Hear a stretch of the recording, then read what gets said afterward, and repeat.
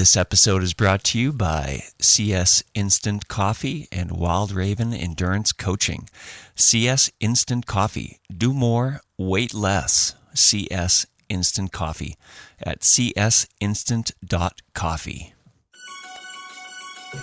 Hi, I'm Christina from Wild Raven Endurance Coaching.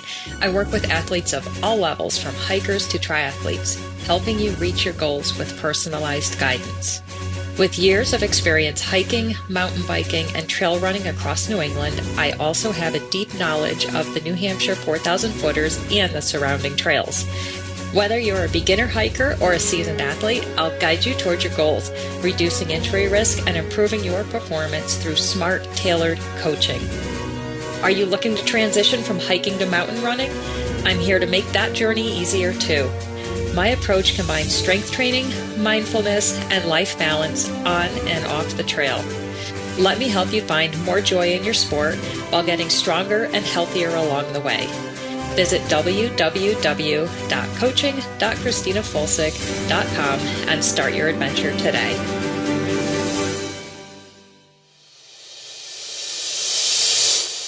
My wife's not here because she's putting up the Christmas tree, so I feel like I get the better part of that deal. Okay, continue.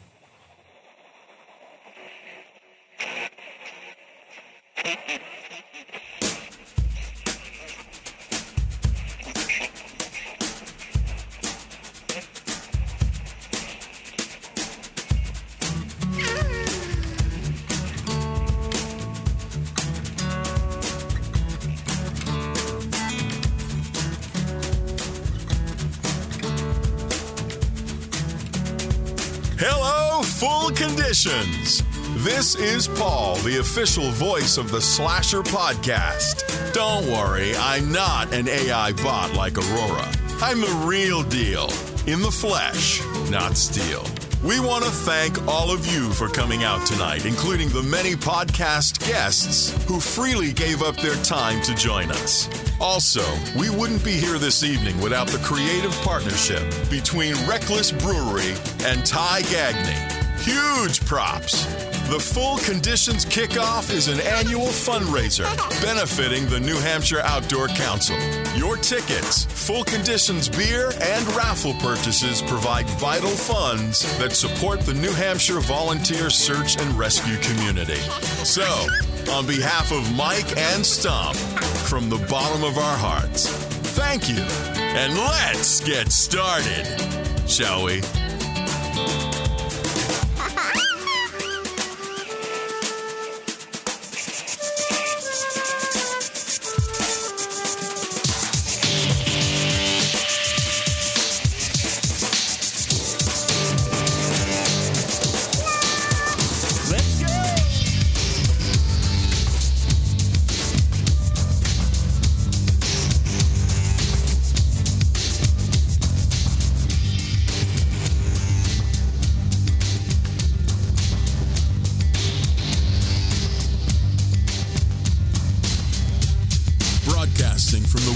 Studio in the great state of New Hampshire. Welcome to the Sounds Like a Search and Rescue podcast, where we discuss all things related to hiking and search and rescue in the White Mountains of New Hampshire. Here are your hosts, Mike and Stomp.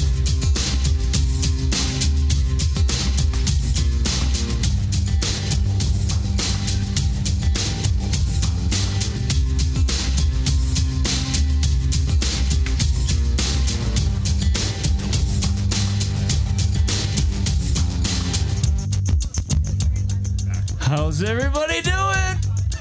Mike's throwing patches. Your mic should be on there, kid. Testing 1, 2, 3.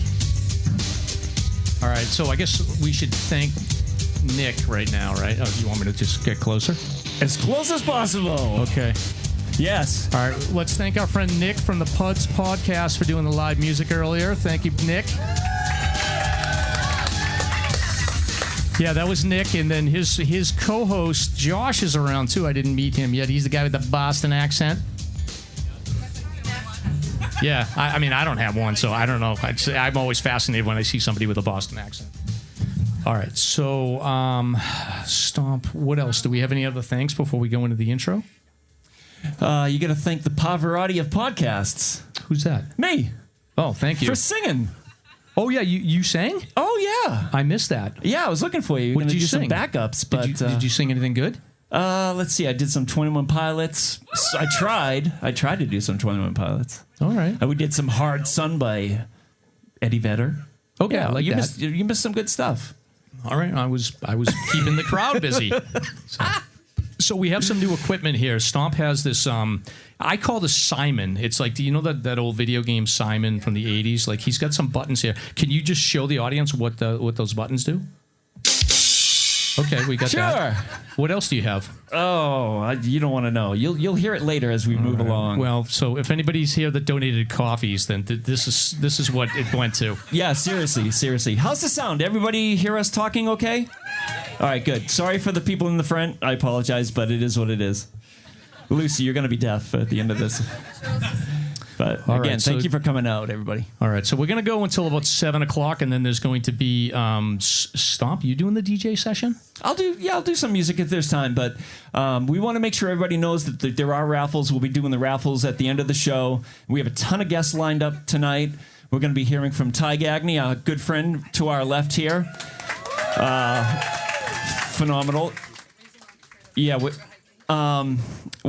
So we'll get to it, but let's do the intro. Let's get rolling. Okay, so Kim or Lynn, can you bring Scarlett up? You guys know Littlefoot? No. You don't know Littlefoot? Of course we do. She's a celebrity. Okay. All right, Scarlett, you can climb right up there. So, talk into that for a sec. Get it close to your mouth and just say hello. That's right. That's perfect. All right. So we're going to do an intro right now, and then when I tap you on the shoulder, you're going to say, let's get started. Okay? Do you want to try it right now? Do you want to just say, let's get started on the microphone? Put it close to your mouth. Yeah. I'll do it with you. 1, 2, 3. Let's get started. Okay, all right? Awesome. All right. So I'm going to do the intro, and then when I tap you on the shoulder, we'll do it together, okay? Okay. All right, here we go. So now when we do the Let's Get Started, everyone go wild because Stomp's going to be recording this, and we're going to use it for a new drop. So welcome to the Sounds Like a Search and Rescue podcast. This week we are at Rek Lis Brewing for their annual Full Conditions event. Ty Gagne is joining us. Ty has a new book coming up, so he's going to drop some details about the upcoming book. We've got Ken Bosse. He's back here to do another comedy set. I fully expect he's going to get us canceled, so I'm looking forward to that. I'm going to share some recent search and rescue data, so everyone get ready for a PowerPoint presentation. It's going to be awesome. All right, and then so we'll look at some trends and some data there. Plus, we got the Rek Lis team coming in. We got Andy from the Cog Railway here. And then is Camryn going to join him? We don't know. It's a mystery. We'll find out.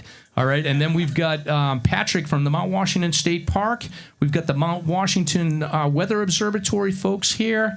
And then Cindy from the Alzheimer's Association. And then Lynn and I haven't seen Mr. Andrew Barlow. Is he here? No. You won't see. How dare he? How dare he? All right, well then, we got the hiking buddies here. All this, plus we got some surprise guests. So I'm Mike.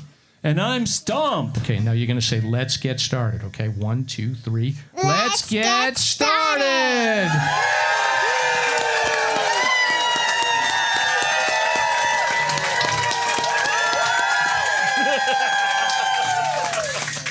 Awesome job, Scarlett. All right, so can I ask you a question? Yeah. All right, so you recently finished your seasonal grid, right? You did? Yes? 4-season grid, right? Awesome. Do you remember what mountain you finished on? No. You don't remember. You just go along with your grandma, right? Yeah. That's awesome. And then I saw, is your sister getting into hiking now? Not really. A little bit, right? A little bit, yeah. So, are you going to teach her everything that you know about hiking? Yeah. You do? No, you don't have to answer this, but do you know, is there any like tips or advice that you would give the people here about staying safe while being out on a hike? Also bring water. Oh, that's right. That's right. So, you know what my favorite piece of advice is bringing a headlamp. Have you ever had to hike out in the dark? Yeah. Yeah. You got to make sure you have a headlamp for that, right? Yeah. Yeah, that's awesome. Well, we're really proud of you. Everybody loves seeing all your pictures and following your adventures, and I'm so honored that you came here. And because of that, I'm going to give you a sticker, and I'm going to give you a patch. And then also, I'm going to ask you, can you say, you know this guy over here, his name's Stomp? He's not as nice as I am. Who do you like better as far as a co-host for Sounds Like a Search and Rescue? Stomp or Mike? I don't know. You don't know? Okay. All right. Well, that's a good answer there. So, well, I appreciate it. So we'll send you a paycheck in the mail for the work that you've done tonight. Anything else you want to say to the crowd? Drink lots of full condition. Oh yeah, that's true. Well, you know what else is? When you leave, don't let them take you home without going to get ice cream down the street. Oh, you already went? Oh, that's great. All right, well, let's give Scarlett a big round of applause. Thank you, Littlefoot. You want to just hang out here? Do you want to just sit here? Okay, you can sit here. Ty, she's taking your seat. Awesome. Oh, all right, well, thanks for joining us, Ty. We're excited to have you. I'm just going to adjust this here. So, all right. Anything new to report? I do have to eat it. You're a hard act to follow. This is not fair. I know, right?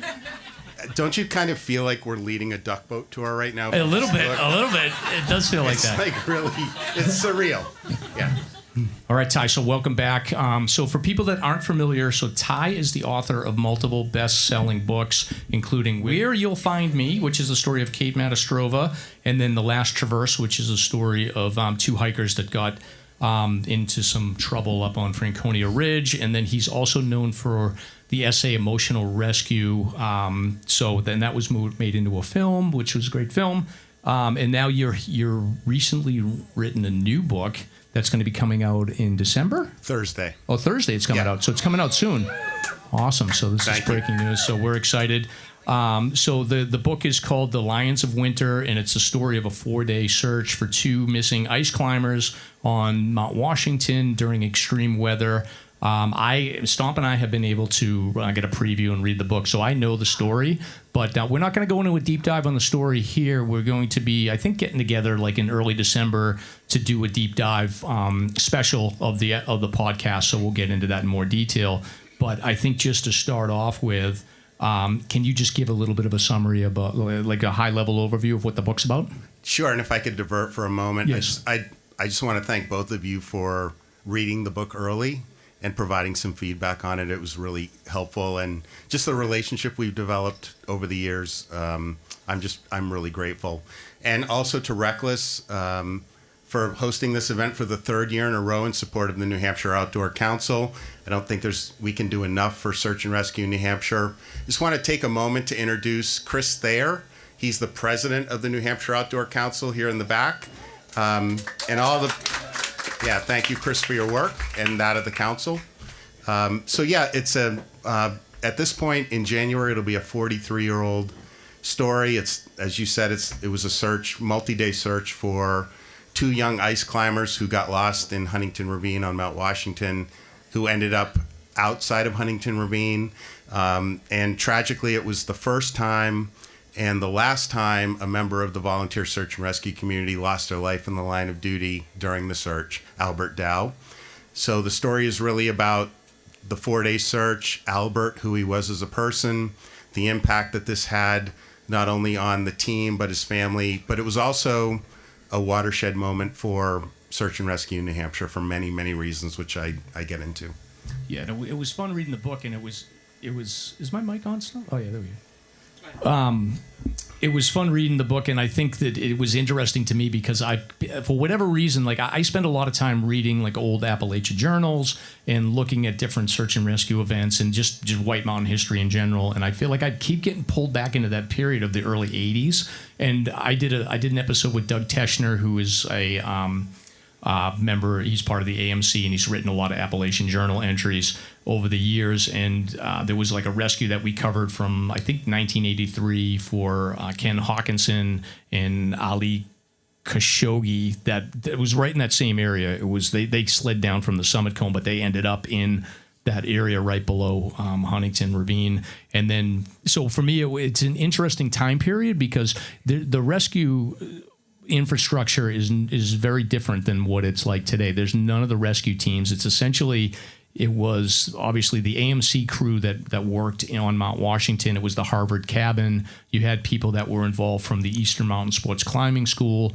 That basically morphed into the Mountain Rescue Service, and then you had the IME involved as well. So it was just a very different infrastructure there. And I think that the amount of rescues and the high-profile rescues and searches that happened around that time period, I think pushed the development of more the larger voluntary search and rescue org. So it was just interesting reading about that.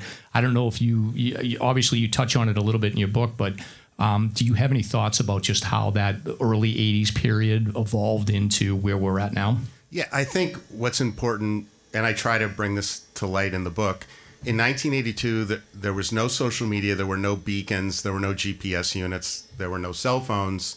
There wasn't an incident command structure that search managers use today to manage the teams that go out. And it was really AMC was really a driving force in search and rescue back then, and they were augmented by Mountain Rescue Service.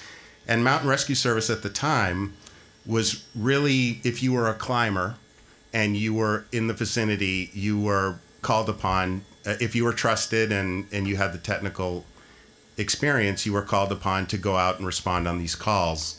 And when Albert lost his life, at that point, volunteer search and rescue members were not covered by workers' comp insurance, and that was really the catalyst for our volunteers to receive coverage if they're injured or worse in the course of going out and helping people in the backcountry.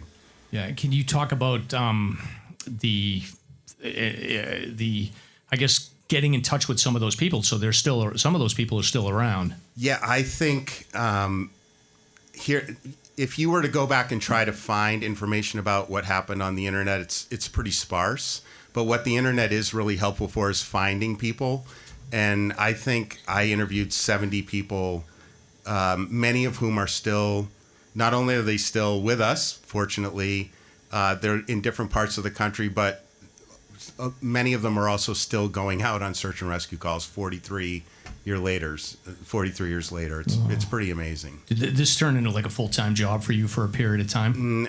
Well, it was almost a 3-year project. So there was work, there was family, and then there was writing, and there wasn't much else. So, but we'll talk about that more, I think, in the deep dive for sure. Yeah, exactly. Yeah. Can you talk a little bit about, and we'll go into this in the deep dive, but just a high level, Albert Dow, who was he and what was his life like? You know, I think when we talk about people who we've lost, we put them on pedestals, and for all the right reasons. But to a person, in talking with Albert's family, teammates, friends, loved ones, this was an individual who, and what I love about this is when you think about the interactions that we have today, you might be talking with somebody who's also checking their phone or they're distracted. But Albert, to a person, my biggest takeaway from him was presence. When you were with him, you felt like you were the most important person. He was there to listen to you. He was an incredibly supportive friend and teammate. He was always there, and he made time. He made time for the people in his life. And in talking with, I had a lot of conversations with his sisters, and I can remember asking them, did he have a best friend? And they said, Albert didn't have a best friend. Everyone was his friend because he wouldn't have wanted to slight anybody else. And I think that's just so true from what I've been able to glean from learning about him. Yeah, and I'm excited that it's going to be released and everybody can read it and I can actually talk about it because it's been sitting on it for about a month or so. So well, I'll switch roles here. What were your takeaways? I think for me, I'm always fascinated about trying to make the assumption. Whenever these incidents happen, I'm always interested in trying to make the assumption about, okay, if they climb up to this section here, where are they going to go if they get in trouble in bad weather or if they're in a whiteout? And I think what's interesting about this story is that they don't go where you think they're going to go. And I think that happens so frequently is you just make these assumptions about like, oh, they're going to go down a drainage or they're going to go, they're going to head down. And sometimes they don't. Sometimes they go into areas where they'll cover 4 or 5 miles away from where they're going to be. So I thought that was interesting. I found also just the interaction on how things get mobilized with, there's a lot of people, and even in the early 80s, there was a lot of people poking around Pinkham Notch, which was helpful, but when somebody goes the direction that you're not expecting, you're looking in the wrong spot. But it was pretty cool to think that those people spend the winter, essentially like working up there. So there's a lot of people that are around in that particular area. So in theory, you would think like that's a good area to get lost. You never want to get lost, but you would think, okay, it's a good area to get lost. Someone's going to find them quickly, but that's just not the way that it happened. Yeah, and I think, as you mentioned, the AMC community, the Pinkham community, just to go back and do the research of what it was like there, they called it was Porky Gulch at the time. There was just this, I don't know, there's this fabric, this ethos that existed there where it didn't matter what you did. You could have been working in the dining area or in the maintenance shed building furniture, but if you got called upon, you went, if you had the skills, and it's pretty remarkable. And as you said, the thing about this story is they got into trouble in Huntington going toward the summit. They ended up in a place where no one had been before. So the search teams were all focused on anyone who had been in trouble in Huntington always or usually goes here. They were somewhere completely different. This was 43 years ago, and it hasn't happened since. Distressed climbers in Huntington still haven't ended up where these two ended up. And it's been 43 years since that happened. That's how rare this was. Yeah, and I think the other thing I take away is, and we talk about this, there's parallels with Cape Matastrova here, but the local knowledge of the mountains is huge. Yeah, you can be the greatest climber, the greatest hiker ever, if you don't know. If you haven't been there and been on that terrain and experienced it in wind and low visibility, then it doesn't matter how experienced you are. That's why I always tell people, if you don't have experience, like hire a guide, go with someone, go on the buddy hike. But like just not knowing the local terrain is very dangerous. Yeah. You can also just hire Scarlett. You could. You're being great, by the way. Just this is a lot to take, isn't it? Yeah, we're having like an adult conversation here. It's a little boring, right? Hey, is everybody warm? Is the temp okay, or you want some heat? All right, turn that heat on. Let's get the heat going. All right. What's funny about the heat is it's coming out right behind us. So it's like 1,000 degrees right here. Oh, the fans. You want the fans off maybe? Oh, that'll circulate the heat. So yeah, wherever Phil is, if we can get the heat back on, that'd be fantastic. And all right, we plug along. Stomp smells like a Italian sub right now. He's but anyway, Ty, so you'll be back in December. We'll do a deep dive. But like, was this a good enough teaser? Is everyone excited about the book? Yes. Thank you. Awesome. So yeah, you want to hang out for a little while. I think I have to. Yeah, that's fine. Yeah. And I can tell you that when I read the book, coming at it from like a big movie buff, or just like somebody that grew up and digested Spielberg's action adventure movies, the book really reads like that. It has a pace and a tension that is just relentless. One thing after another. It's absolutely incredible. Wonderful effort. Thank you. Scarlett, can I ask you to do one more thing for me?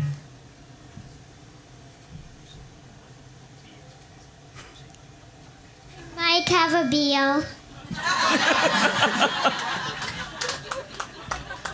I'll go get you one. All right. So moving on to... You're a good kid. Make good choices. Yeah. You can do that. Are we ready? Yep, I'm ready.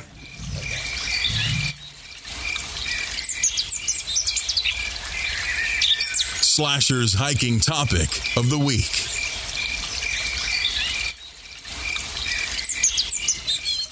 So, yeah, we'll kill time while Mike gets his whole rig going here, but we're going to review some of the latest search and rescue data. Oh, my God. Yeah, I know. Okay.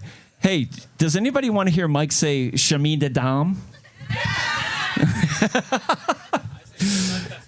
All right. So, yes, just to review. I know this may be a little small, but Mike has his microphone over there, and we'll just run through this briefly. Charging right along. So, again, thank you all for coming out. We have raffles. We will be doing the raffle giveaway later. And we have a whole bunch of guests coming up. It's going to be a lot of fun. But this is, wow, look at the crowd, huh? Was anybody at the show last year? Check. Okay, so this is doubled. This is absolutely doubled what it was last year. Hey, Stomp, you don't have to kill time anymore. I'm good. Oh, okay. Okay. All right. How many people like PowerPoint? What a bunch of nerds.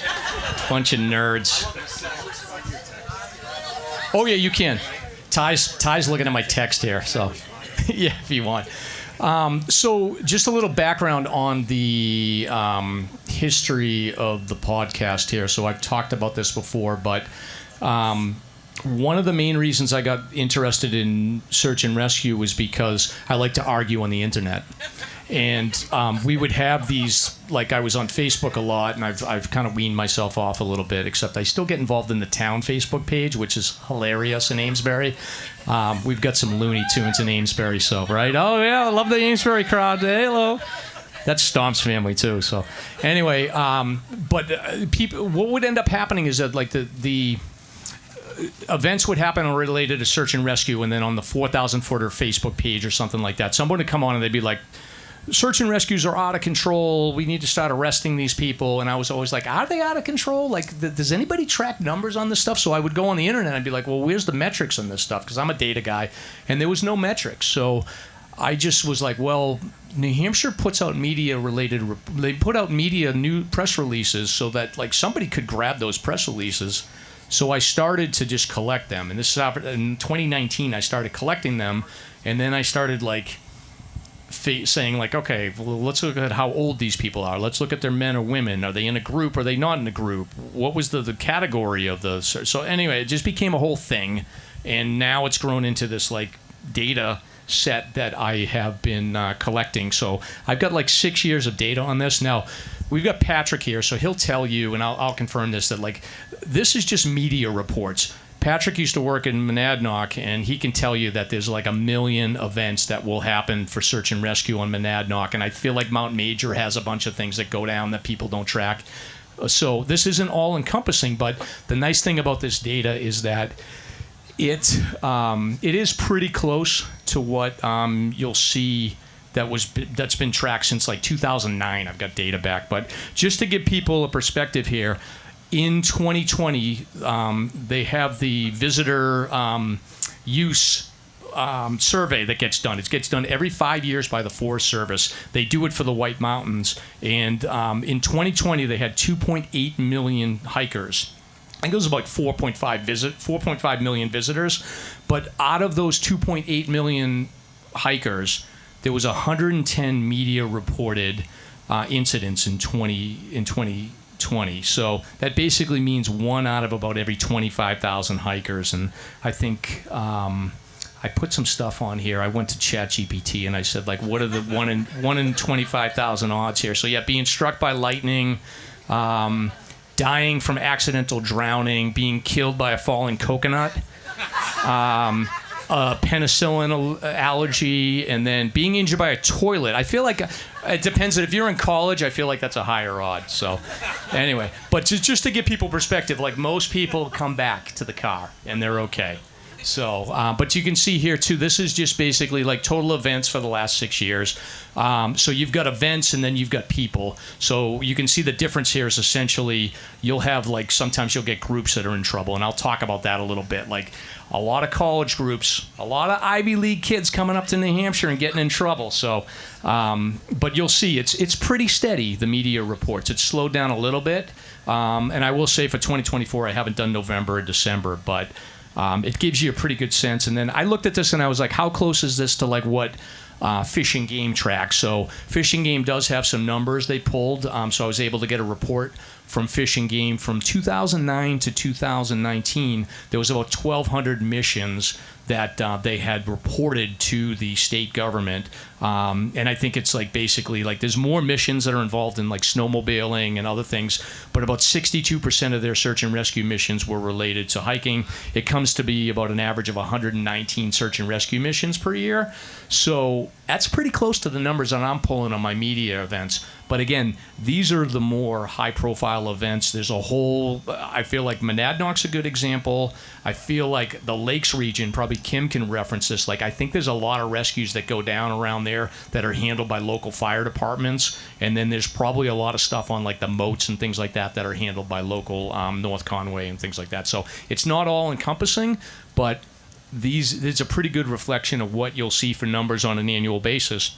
And they don't change that much. So if you hear people saying like search and rescue numbers are spiking and things like that, they don't change too much. What does change is that the type of rescues that go on, my understanding is, 1 or 2 rescues that involve a 2 or 3 day search can blow the budget. So the budget is completely different from the numbers when you're talking about this. So if you have a couple of high profile events, then the budget gets blown. And that's why we always want to think about giving money to the Outdoor Council. And if you're local to New Hampshire, pushing your Congress or your local legislatures to fund it. The headlines here, I'll show some graphs and stuff like that, but the headlines here is there's really no secret patterns. Search and rescue calls are relatively rare. About half of them are lower leg injuries, and then there's a lot that involve headlamps and no maps. Young people tend to get in trouble a little bit more. When you look at fatalities, it's always sad to talk about fatalities, but they do happen. Very heavily skewed male, and I have a slide that covers that, but it's very heavily skewed male. What I've seen lately is it's older men, so we'll talk about that. Some of the takeaways for that.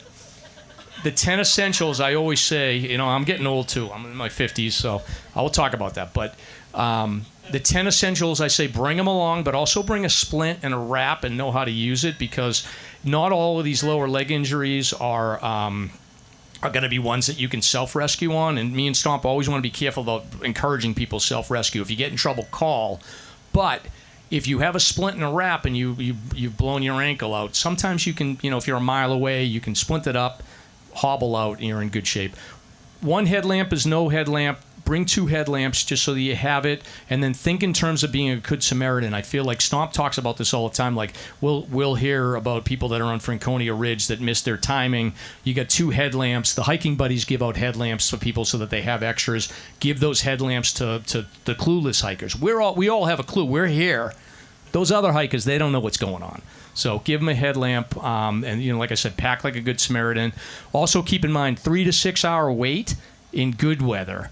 In winter, I say 10 essentials plus a sleeping pad, hot liquid, and a bivvy. Basically, in the winter, if you get in trouble, you do not want to sit directly on the ground. You've got to take a sleeping pad. I say take a closed cell sleeping pad. That's going to buy you, hopefully, if you have a bivvy, you can probably hang out for 12 hours, even in bad weather if you're below tree line. And I had a situation where a buddy of mine got in a hypothermia situation.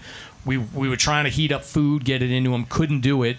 We finally were able to heat up water, and it was like he went from delusional, screaming, to absolutely fine the second we got the water in him. So I actually make it a practice during day hiking now. It's heavier. I bring a thermos with hot chocolate, and if somebody's in trouble and I run into them, it's going to be immediate help because they're going to have that hot liquid.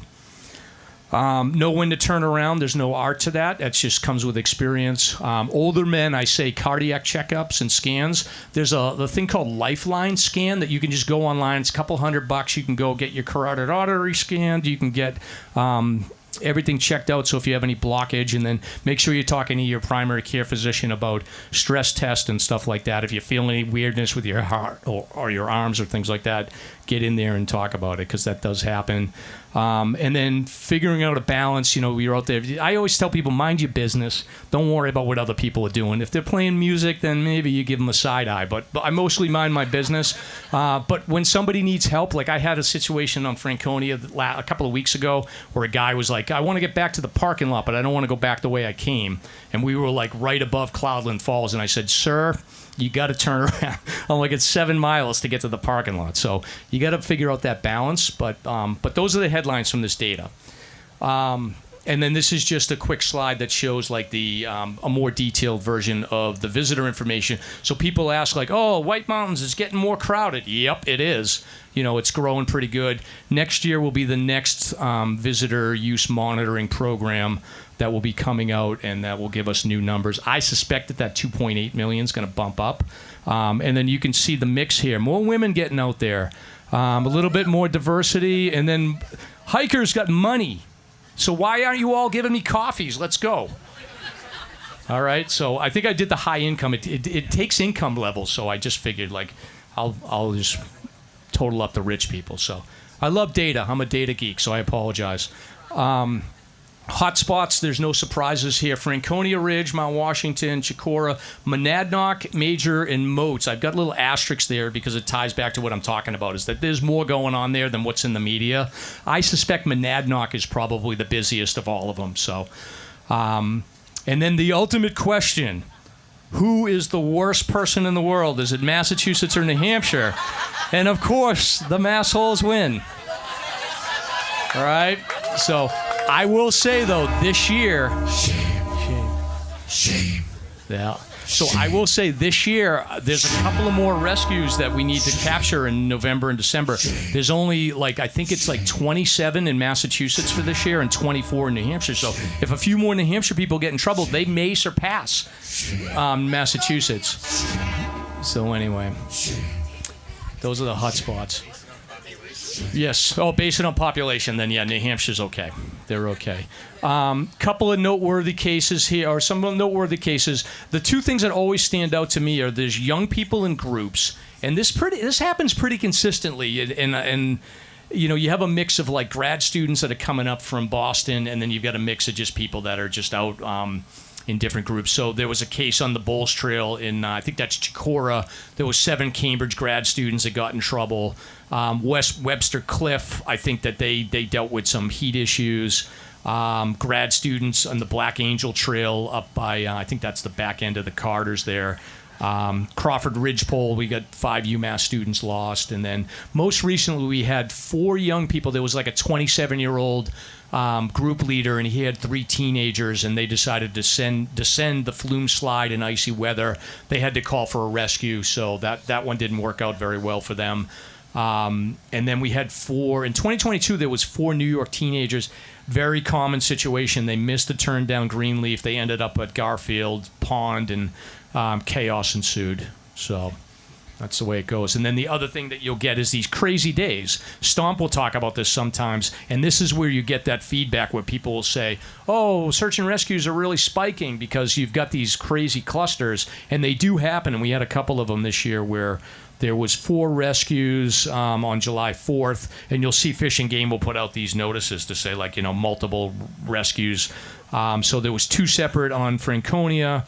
There was 1 on Mount Tom and 1 on Mount Monadnock. And then Andy's going to be here. We're going to talk about this day a little bit. February 2nd, there was a rescue on Welsh Sticky. There was another incident on Mount Avalon. I think that was a sledding incident that went wrong. And then there was a COG-assisted rescue that Andy will talk about with me in a little while. So the clusters do happen. So young people in groups do tend to get in trouble. And then we get these crazy days. I talked about some of these noteworthy cases here. So the Cog rescue we'll talk about. There was another hypothermic hiker from Kentucky that was injured and unprepared in ammo. That one ended up in the Cog parking lot as well. We had another one that came through, was that October 2024? I may have the date wrong on that one, but the California hiker was in Huntington Ravine.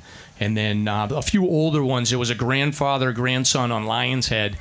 this was an interesting situation. It's like, what do you do? The grandfather was not doing well. The grandson went and found a rescue, and they both survived, but it was pretty close. One of my favorites here is the snow bridge collapse. So I think somebody went and tried to get a selfie on the snow bridge on Tuckerman, and the timing didn't work out for him, but he did survive. And then, you get these, a hiker called for a rescue just below Mt.Washington. I think Patrick might have some things to share with us about that stuff. Basically, he called for a rescue. Everybody activates for a rescue, and then he just heads back to his car and never calls back the rescuers. So fun stuff. And this is just a metric about like this is an average per month. So this is of the last 6 years or so. So you can see August, September, October, pretty busy, July. And then this is just basically a breakdown of the busy season. So it's and these are media reports. Again, there's more going on here, but this gives you a pretty good idea of the patterns. And then you can see spikes, a little bit of spikes, but it's pretty consistent over time. So 2020 seemed to be a busier year for sure. And then this is category here. So I don't know, Ty, if you want to pull that down a little bit, but that far left is lower leg injury. And then you've got I've got MAP, light panic. That's basically anybody that's got lost and they're calling and they're just saying, look, I can't get there. Then you got miscellaneous, head, shoulder, other. A lot of times you'll have people that will slip. Happens in Franconia a lot. They'll hit their head, their shoulder, whatever. Then you've got the reckless behavior. This is subjective. I basically decide this, and as you can see, what I've done over the last few years is I think in the beginning I was like, no headlamp is reckless, and now I've gotten nicer. I've just gotten softer over the years. So then you've got medical issues and then fatigue. Those two tend to bleed into each other, but I differentiate them because usually in the search and rescue media events, they will differentiate between them. One cool thing, by the way, on this is I typically do this over the course of a weekend. It takes me 2 days to go through 100 media reports. This time I actually used ChatGPT, and I built the table structure in ChatGPT, gave it the instructions for each of the columns, and then just loaded in all the articles, and it just built the table for me. I can see that the nerds are shaking their heads. They know what I'm talking about. There's not many nerds in here, but it was awesome. ChatGPT's amazing. So it took me an hour for what would normally take me 2 days.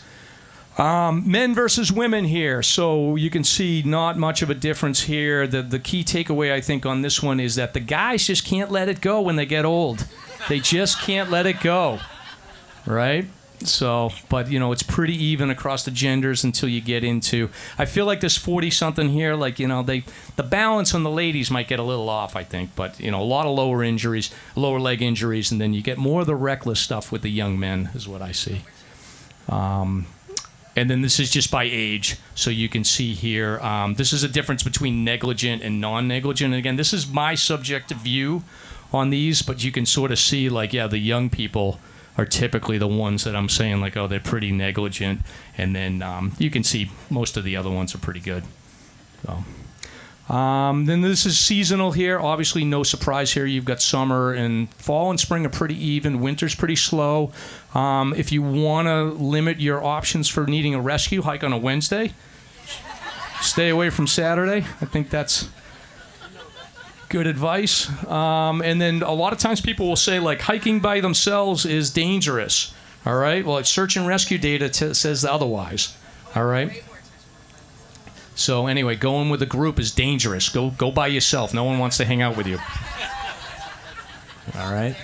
And then this is the last piece of data here. I thought this was interesting. I pulled this off of the Wikipedia page on Mt.Washington. So this is a century plus of Mt.Washington fatalities. And in the table that's in Wikipedia, they give you the age of the people that had experienced death on Mt.Washington. And you can see this is basically the average age across the decades.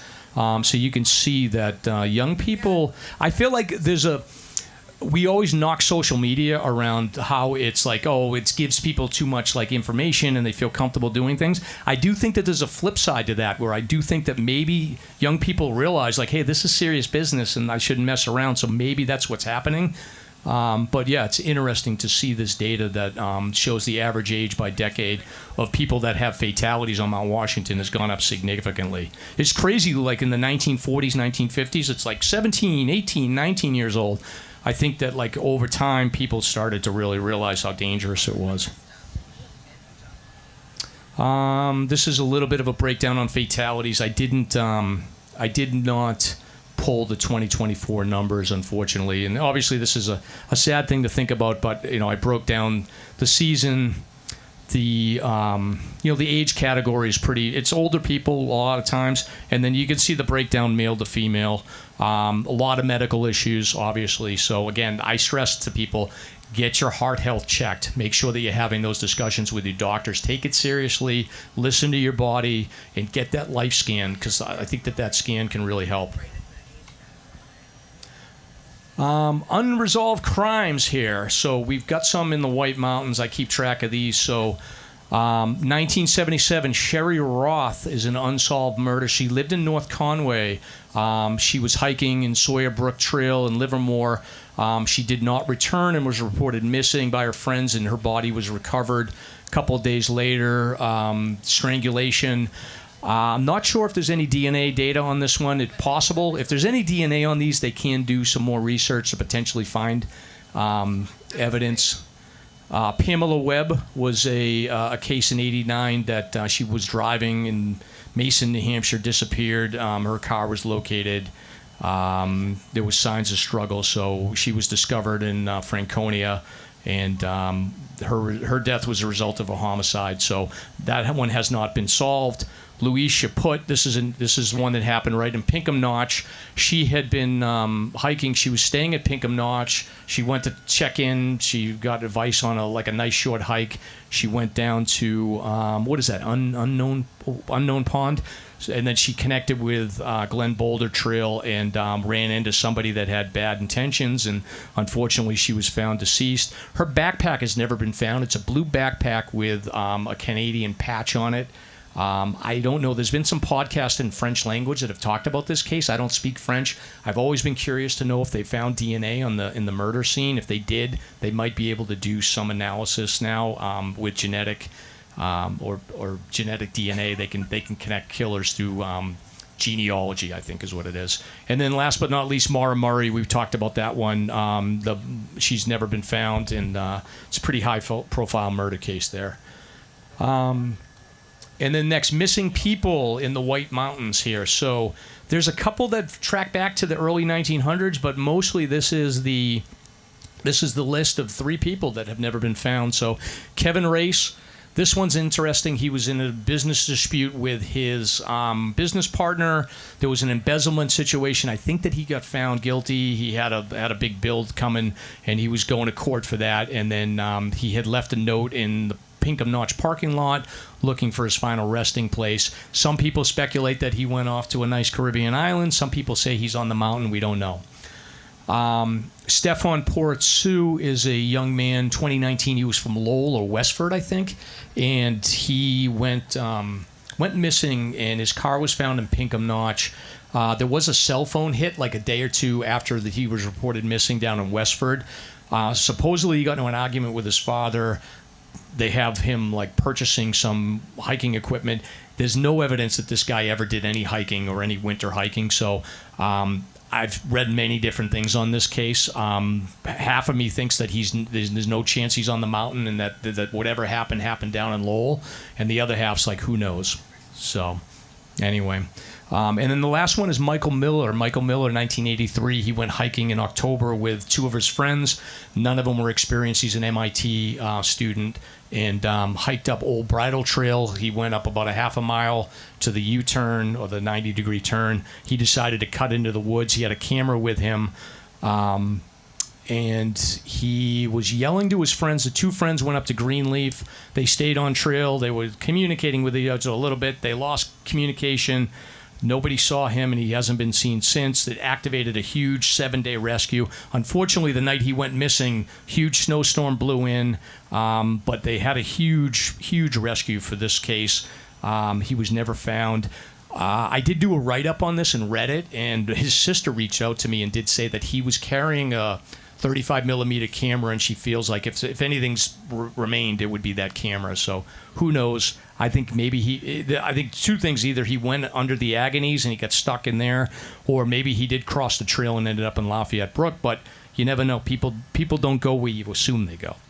So they did grid search the whole area, and he was never found. So, but that's it. This is just notes on data that I have. But I figured this would be interesting. Was this interesting or was this boring?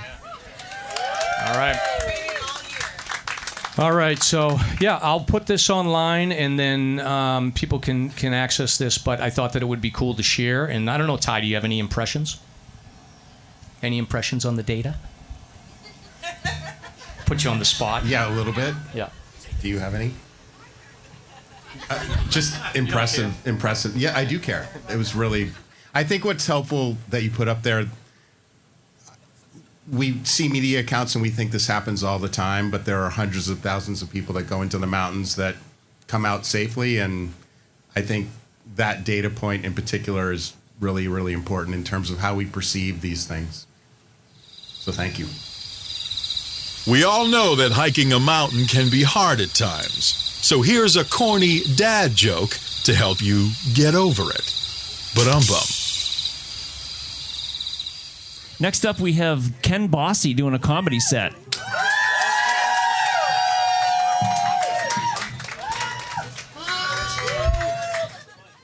So Ken Bosse has joined us. He's been on the episode, I forget what number it was, but sometime maybe like the first year, second year. And Ken is a pastor, an author. He writes, he is self-proclaimed humorist, but last year he joined us for the Full Conditions event and just absolutely killed it. It was just really fun. So we have him back, and he's going to tell us what's new. Hi, everybody. If you haven't read one of my 3 books, you can just go now. So I'm just kind of wondering what's even happening right now. I mean, like, let's talk about every person that died the most horrific death possible up in the White Mountains, and that can tell some jokes. So it's kind of like, ladies and gentlemen, welcome to the Holocaust Museum. Now Ken's going to come up and tell some jokes. So just go ahead and say Ken's a jerk, and that way I won't feel bad about insulting any of you, because I'm going to try to offend everybody here tonight, if that's okay. Usually I make a lot of jokes about myself, and I'm like, I'm done with that. I'm going to make fun of other people. So I'm working on a 4th book right now, and it should be hopefully out next year. And I just, I find it amazing that I've written 3 books for the hiking community, working on a 4th book for the hiking community. It was never on my radar at all. But as I look back, I can see where it began. All the girls that I asked out in high school all told me to take a hike. And that's where it began. But then I found my wife, Darlene, and she's an angel. There's very few things that annoy my wife, Darlene, and I'm very proud to be one of them. And she'll vouch for that, too. So if you were here last year, you're seeing a lot less of me because I lost like another 25 pounds this year. And thank you very much. It was difficult. And so, yeah, I'm very happy about that. And my goal was to just not end up in the fat scooter in Walmart. You know what I'm saying? You've seen the fat scooters, 600-pound guy, boom, and then they got the little toggle switch. And that thing goes like 1 mile an hour, right? Don't let that fool you. When it gets close to the Twinkie aisle, it'll hit 35 miles an hour, hand down. I've actually seen a lady, 500 pounds, 1 aisle away from the Twinkie aisle. That sucker popped the wheelie, burned rubber, hit 35. And just recently, I was in the Walmart in Epping, New Hampshire, and I kid you not, over the loudspeaker, fatality in aisle 7, family of 4. They never saw her coming. She hit 40 miles an hour. Poor little Billy, 7 years old, he ended up in the freezer section. Little Susie ended up in produce. It was just horrible. It was just really horrible. So, but anyways, it's a lot of fun, and it's great, and so glad to be here tonight. I want to thank Rek Lis Brewery and the podcast /podcast, the Outdoor Council. What is an outdoor council? I'm still trying to figure that out. Like, do they have council meetings outdoors? I mean, maybe they should be called the Indoor Council. I don't know, because I've actually seen an outdoor council. I was at the trailhead of Appalachia, and have you ever seen the map of the trailhead there? It looks like it was drawn by somebody with Parkinson's. There's like 50 million trails, right? And the outdoor council that I saw was 10, 20-year-olds from Massachusetts, and they got a map up, and they were having an outdoor council. I always like to be helpful, and so I walked up to them and I'm like, guys, what's going on? And they're like, well, we don't know what trail to take. And I'm like, well, where are you going? They said Mount Moosilauke. I said, just take the airline trail. You'll get there. That's the way to go. And so I'm a little bit concerned about doing a presentation in a brewery in northern New Hampshire. Because, come on, you guys got to know you got a reputation, right? I mean, like, northern New Hampshire is the literal hold my beer and watch this location. Like, AA has moved their regional office up to northern New Hampshire. Right? Like, you don't even realize, like, people in Ireland go to mass and light candles for people in northern New Hampshire. So I'm going to do an impersonation. I'm not really good at impersonations, but I was up on, Tripoli Road, goes out to the Osceolas, real long. I was on Tripoli Road, and I met a guy, and I'm going to try to do impersonation. Do you know why I pulled you over? I mean, there's a problem there. It was a fishing game. It was Lieutenant Nealon. I'm like, James, come on, get in my truck, buddy. I'll take you home. Come on. It was just really sad.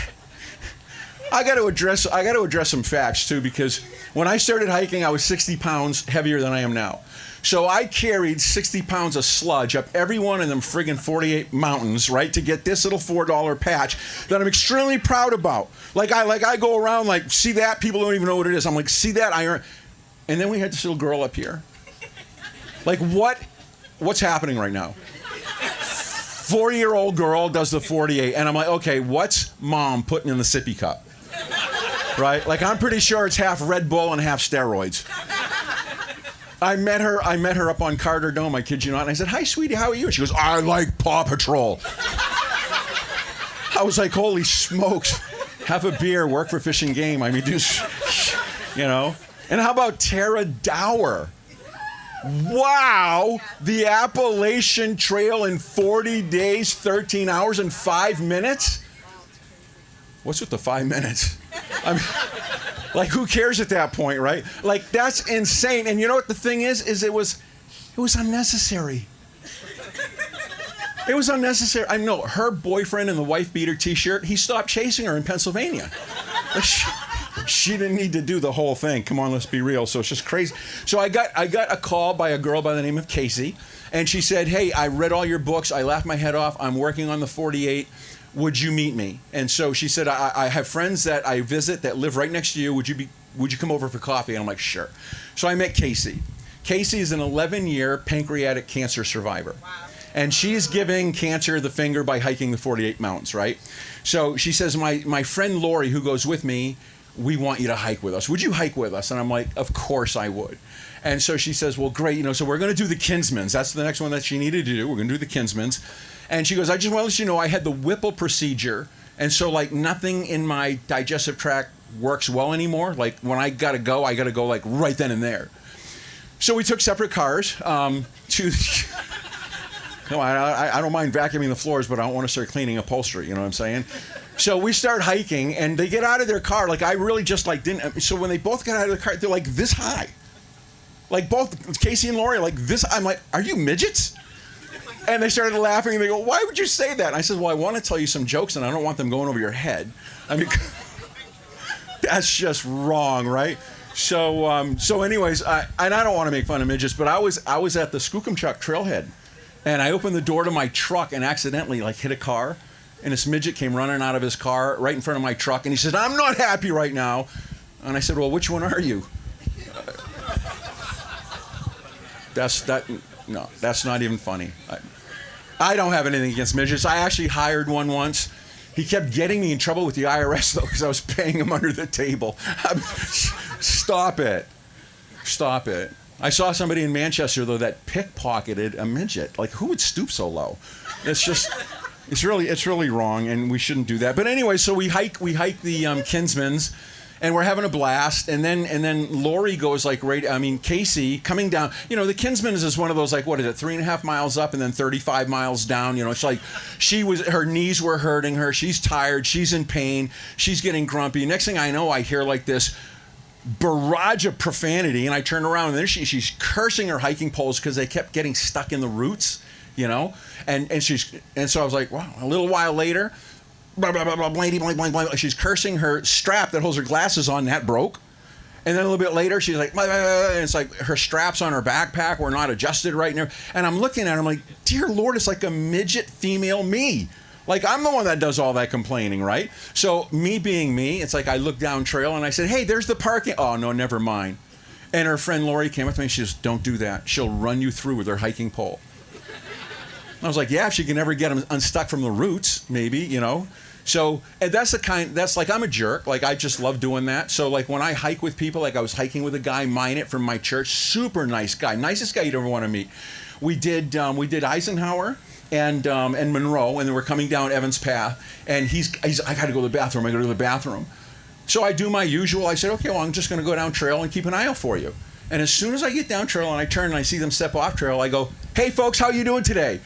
And then I turn around, and it was like something on a cartoon, because he was standing in the middle of the trail with a smile, holding his hands like this.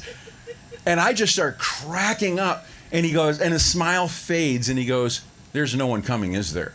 And I'm like, no, I'm so sorry. I'm like, go ahead, go to the bathroom. He goes, well, I can't now.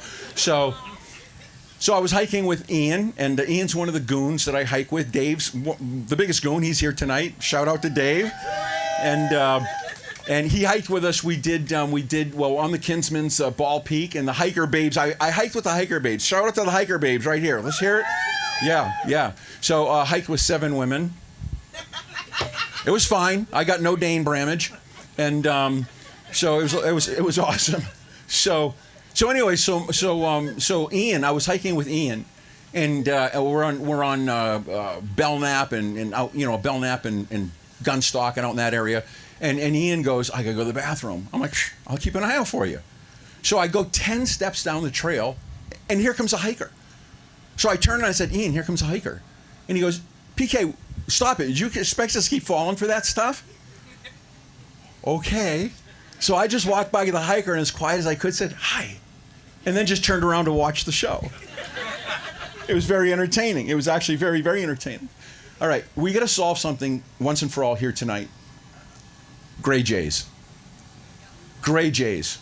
So Keith and I were hiking Mount Jackson, and we get on the top of Mount Jackson, and here come these 2 ladies that are, you know, like around our age, old, and we're talking, and just then a gray jay lands in the tree right next to us. The thing's the size of a pheasant, okay? Like, imagine the Michelin Man put wings on him and paint him gray, and poof, like he's there.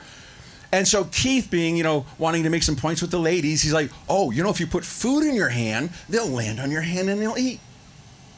So they put potato chips, because we all know that that's a balanced diet for gray jays, right? Like, I mean, you know. So right now, we got to settle this right now. How many of you say it's okay to feed the gray jays? Put your hand up. Put your hands up. Come on, you want to feed the gray jays? Okay. All right. Sometimes. How many of you say no? How many of you say no? Okay. Oh, it's split. How many of you are not going to put your hands up no matter what I say? Yeah. There's the majority. So here's the deal. I watched the presidential debates. Like, you know, I didn't want to hear about the economy and border walls and World War III. I thought they should have brought up the subject of gray jays. Right? Like, here's Martha. She's with the network, and she's like, Vice President Harris, what do you think about the gray jays? Gray jays. Gray jays are unburdened by the past. They're gray, and they're jays. They're gray jays. President Trump, what do you say about the gray jays? The gray jay population in New Hampshire is in big trouble. Big trouble. I mean big trouble. I talked to a guy who knows they're in big trouble, and it's in direct proportion to the number of Haitians from Springfield that are hiking in New Hampshire. Come on, folks. That's like ridiculous. Just really ridiculous. But, you know, America's like a melting pot now, right? Different people. And I was hiking Welsh Dickey, as a matter of fact, coming down Welsh Dickey. I saw a guy from China, and he had 4 dead turkeys, 2 in each hand. Like, he's coming down the trail, and I'm like, dude. Well, actually, they have a very respectful culture, so I was like, Mr. Dude, like, you can't do that. You can't do that. And he looked at me and went, and I was like, whoa, hey, chill, man. Have a beer. Work for Fish and Game. I like General Tso's chicken just as much as the next guy. Like, holy smokes. Hey, I was thinking about this because my mind, as you can tell, is not wrapped too tight. So I think different. And so I was thinking about what would it be like if you're hiking with your hiking buddy and you summit the mountain, and right when you summit the mountain, you accidentally butt dial your neighbor that lives across the street. And so it sounds something like this. This is what they hear.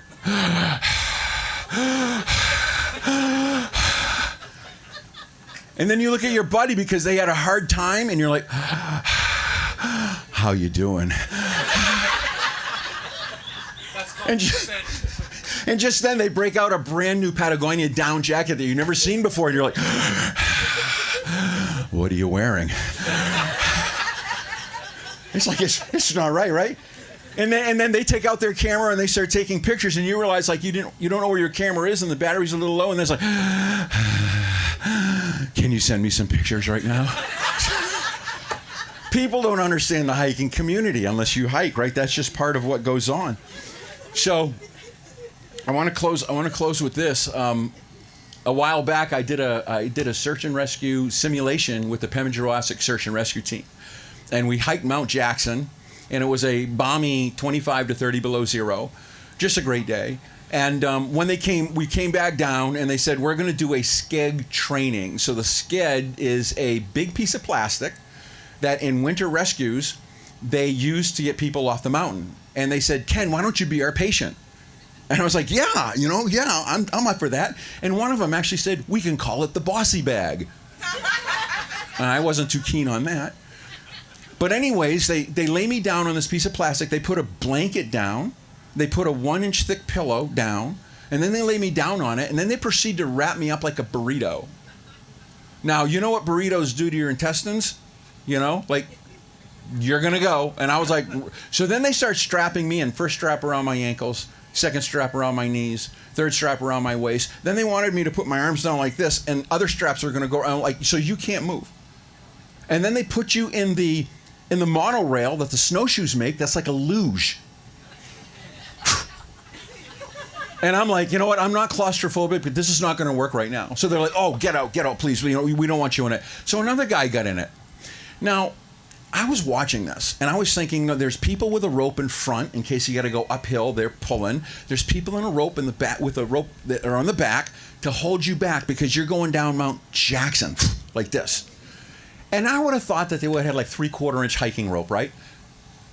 They had clothesline that was moldy and fraying, and I was like, so I told Rusty, you know Rusty, right? He's a great guy. I told Rusty, I said, listen, I'm freezing. And I'm going to head down because I got to drive all the way back down to southern New Hampshire. I'm going to head down. So I no sooner I take like maybe 15 steps, and they're starting to move with this guy, and all of a sudden I hear snap. That guy had to have been doing at least 50. And I mean, and I just thought, I thought, man, he's going to get hurt. And all of a sudden, out of nowhere, off trail, this guy jumps out, grabs the thing, stops it with his bare hands, points at the guy and says, do you know why I pulled you over? Thank you very much, everybody. Have a good night. Uh-oh, stick around. Yeah, I'm sorry, it wasn't me. I have a dad joke. I wanted to get your reaction. So I went to the store the other day to buy camouflage pants. Yeah. And I couldn't find any. Ken, why don't you try to rate these dad jokes, all right? Good or bad? Thumbs up, thumbs down? All right. That's pretty bad. I got another one here. So dogs can't operate MRI scans, but cats can. Right? So, yes. What do elves in the North Pole use to clean up the day after Christmas? No idea. Sanitizer. That's all I got. Awesome. Good job. All right. Thank you so much, Ken. Yeah, thank you. Thank you, everybody. Thanks for getting us canceled. Appreciate it. Is Steve in the house? Rek Lis Steve, come on up. Hey, hold my beer. It's time to find out what Mike and Stomp are drinking. On this week's Beer Talk.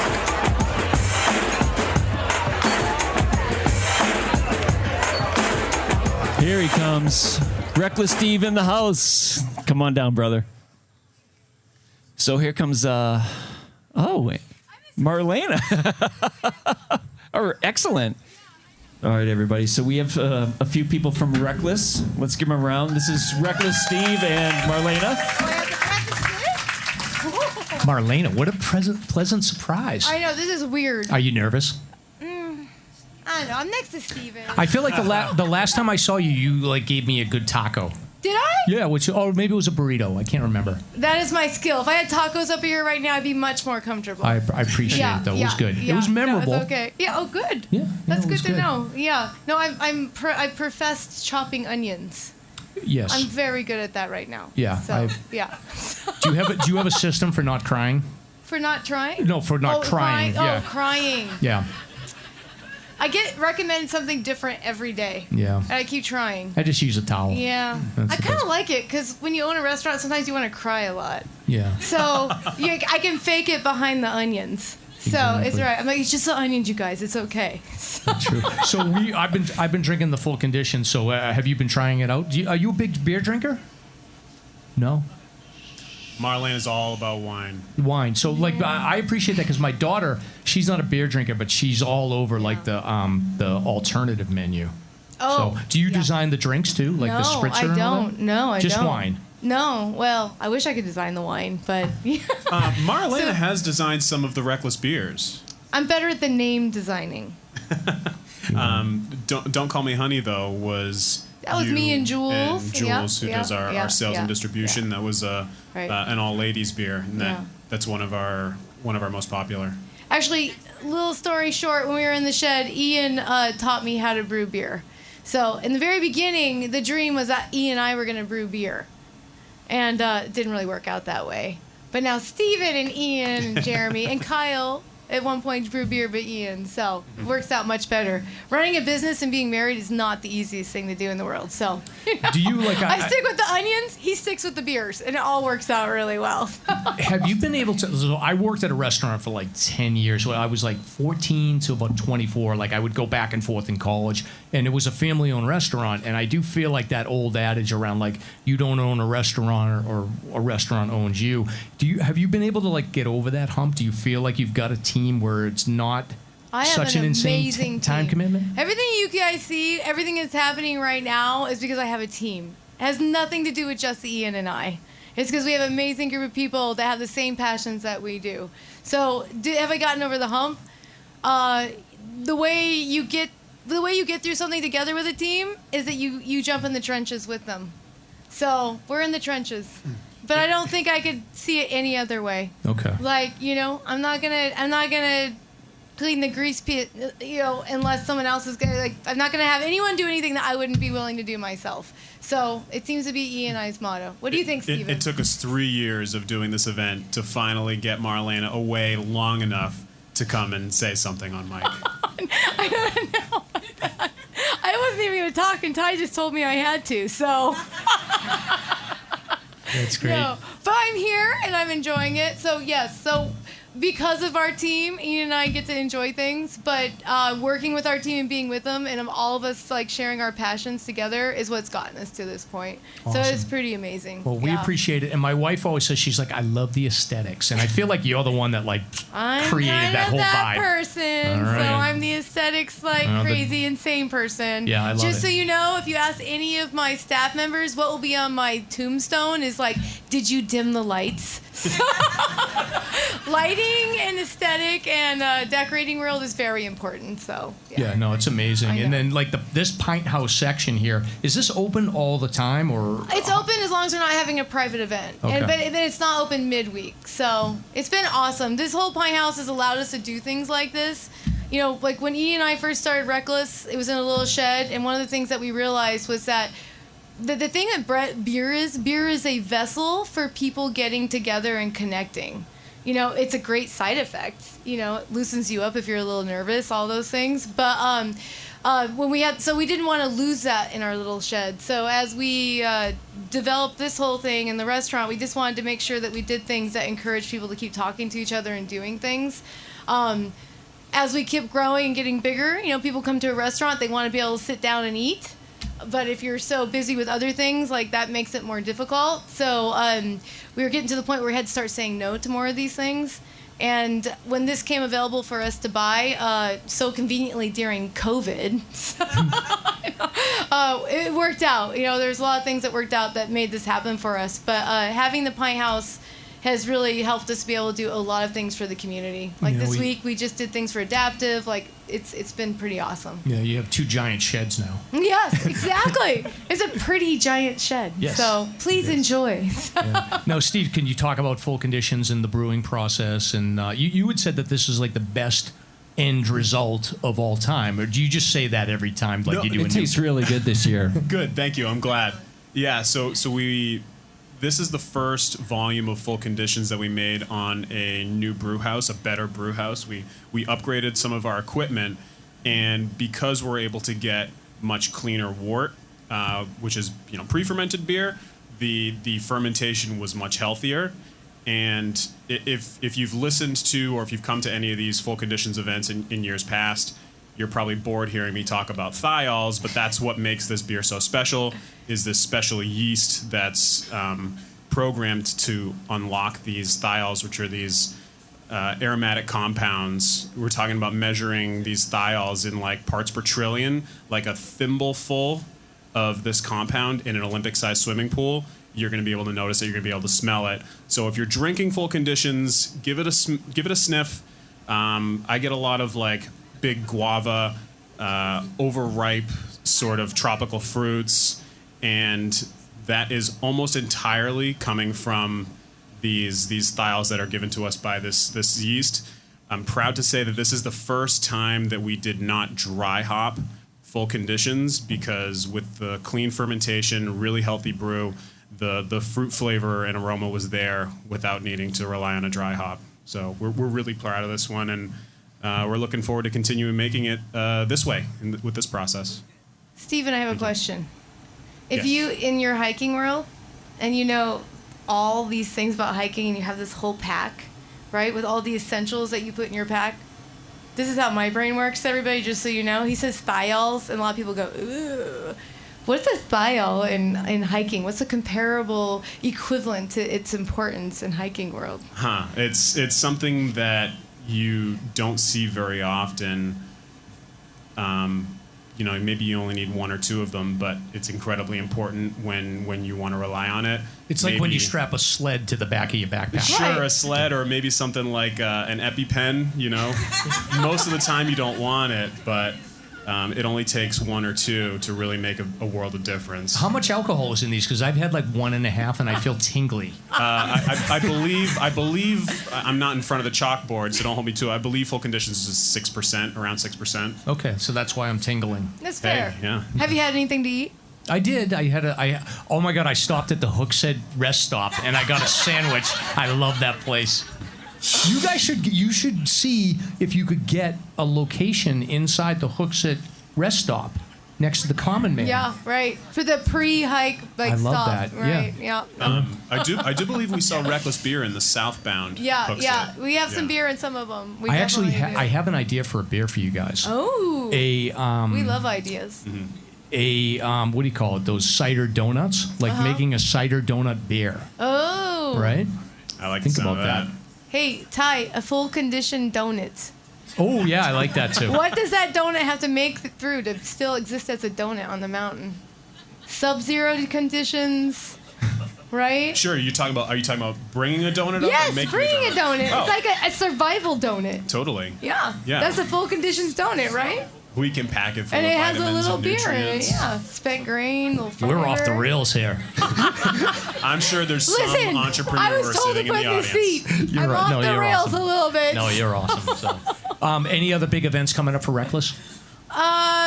Oh, geez, I need Philip for that. See, that's the thing. My team's so well, I don't have to think Well, that's as good. much If as you're I not in used the to. weeds, that's a good sign. Yeah, I then. just do. I don't think. Oh, so. that's perfect. RekLisBrewing.com is a great place to go to learn about all of our Rek Lis events. Yep. We have tastings. There's a lot. We have a lot of things that come up. Just always check our website. We always have stuff that's in the workings because we love doing things. So. And do you we're guys reckless. slow down over the winter, or is it pretty steady? You Yeah. get the ski crowd? Yeah, I mean, right, snow, right? We all had to pray to the snow gods, so we hope for snow.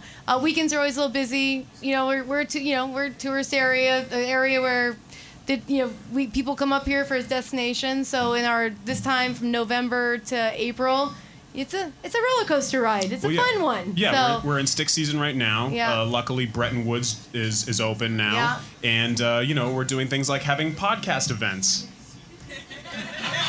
yeah, I know. Excellent. Well, we appreciate you hosting us. This is like the third time we've come back, so we must know. not be too annoying. Yeah, no, I mean, it's awesome. I'm not. Yeah. The stomp's annoying, but I'm okay. Well, on that note, I was sitting at the table talking to Ty. Oh, but you beat me.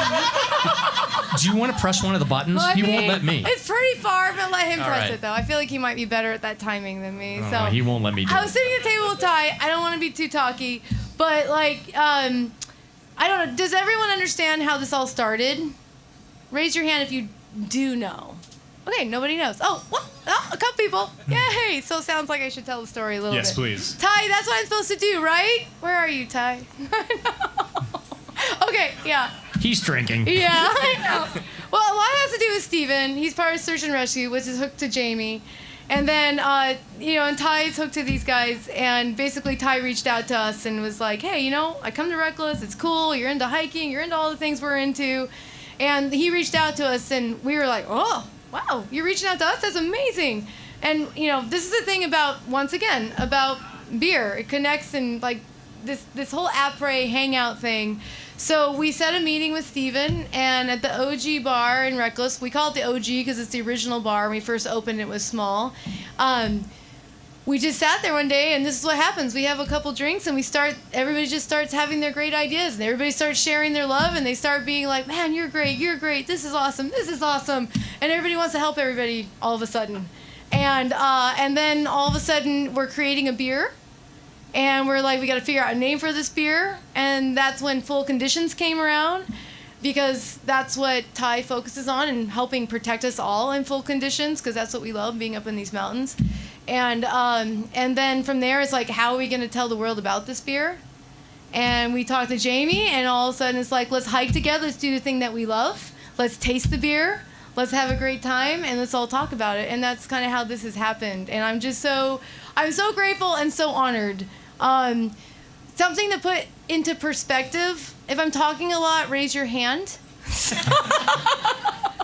I don't get a chance to tell people how grateful I am. I just think that I could become a teary person up here. But I moved from Portland, Oregon 10 years ago because I fell in love with Ian, and we started Rek Lis. And I had no idea my life would be what it is. But the community up here and the people I've met are so amazing. And a lot of them are in this room. They're people that appreciate the things that we do, and that's taking care of humans, taking care of nature, and enjoying nature. But for a perspective, my brother and his wife and his kids are visiting from Oregon for the last 4 days, and we just happened to be doing this event, so they got to join us. And so, his girls are with us. If any of you did the hike today, you got greeted by Bella and Brittany. Yeah, they were giving you coffees and little drinks and hats. But my brother's walking down the trail. He's getting in the car with me after. He's like, oh my God, this is crazy. People go on hikes and they talk to each other on the top of a mountain. Do you guys know what I'm talking about right now?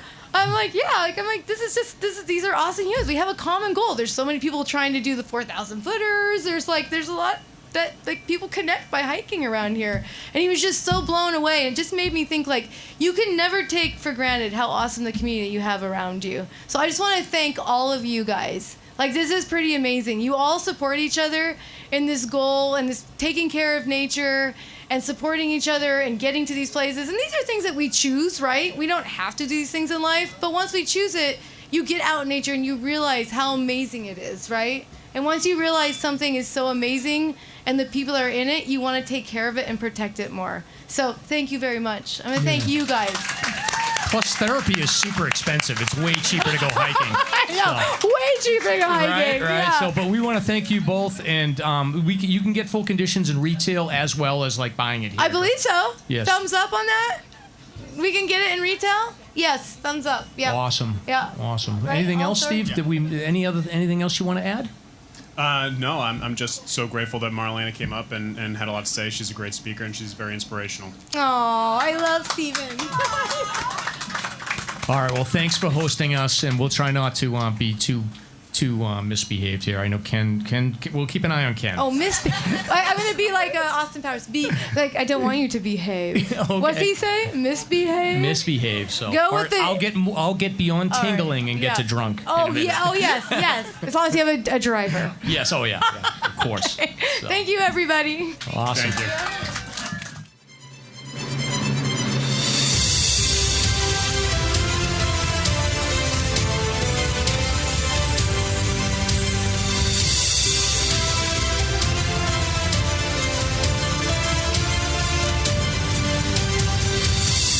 It's time for Slasher's Guest of the Week. Very cool. Very cool.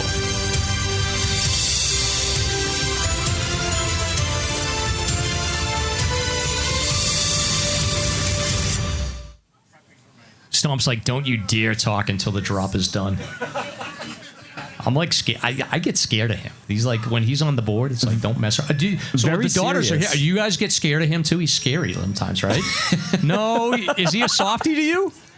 All right. I Dude. love that. Like, You missed the whole thing. I was What? singing 21 Pilots almost in tears. oh, you were. I'm a big softie. Oh, okay. Dave Blanks in the woods back there calls me a squatch. I feel but like dad. I don't know about that. Like girl dads are like they usually kind of like sensitive. Softies. So Yeah. you have like because we have 8 girls between us. That's a lot of girls. That's a lot of girls. Hey, I was going to wear my One Direction shirt tonight too, but it was a little tight. It doesn't respect fit like that. it used to several years ago. Speaking of girls, is Lynn and Cindy here? Can you guys both come up? Look at All right. Cindy's way back in the corner here, and our friend Lynn. We're going to have the Hiking Buddies and the Alzheimer's Association come up and give a quick update. Yeah, so we have a bunch of guests coming up over the next, I don't know. We're running long 20 here. This minutes. is fun, though. Everybody good? Everybody good? All right, this is so much fun. All right, Cindy. We don't know where Lynn is. If anybody, Julie, if you see Lynn back there, to tell her to come on up. Oh, here there she she is. comes. She's taking a photo. Awesome. There she is. All right. Well, Okay. so Cindy, congratulations for being here. Thank you. It's great to be back again. And it was good. I did the Alzheimer's hike. I did I think Garfield? No, I did Galehead. Yeah. And we had this awesome moment on Galehead where we did the Alzheimer's hike. There was 10 of us. Dave Shits in the Woods was there. Dave's back there with his beard right there. Say hello, Dave. He doesn't like hiking with people, but he This came is out of his this is a family show. Oh, sorry. Dave has movements in the woods. So, but the coolest thing that happened was we took a photo on Galehead, and Ken was talking about Gray Jays. A Gray Jay, literally, there was like 10 of us, and a Gray Jay just came flying by. We had this random lady take a picture with a cell phone, and she took the photo, and the Gray Jay was like just dive bombing right across us. It was the coolest photo ever. So You guys won one of the superlatives we did too. I think it was like best group photo or something on Insta. Oh, we were They got definitely the best one. group. Oh yeah. Yeah, so No, you for were the sure. best one. We had a good crew. We had Eric Tot Sweet. I had to keep him under control, but otherwise it was okay. But can you give us an update? How was last year's Alzheimer's fundraiser event, and then what's coming up for next year? Yeah, we had a great 2024. Do we have any 48 Peaks hikers in the room actually? Can we get some cheers? Yeah. Big crowd. Thanks everybody. Love to see it. Yeah, I wrote it down because I didn't want to. Yeah, you have a whole mess it script up. there. I know I do. I'm impressed. What do you got? So for our total this year, we had $215,000 and $215,014. Got to remember the 14. Excellent. So, and that also helped us achieve over $1.1 million raised by 48 Peaks in the 10 plus years that we've been in existence. So Amazing. Yeah. Wow. And then what from a timeline perspective next year? What do we need to know about? So our goal for next year is still probably 200,000. I got to check with Megan.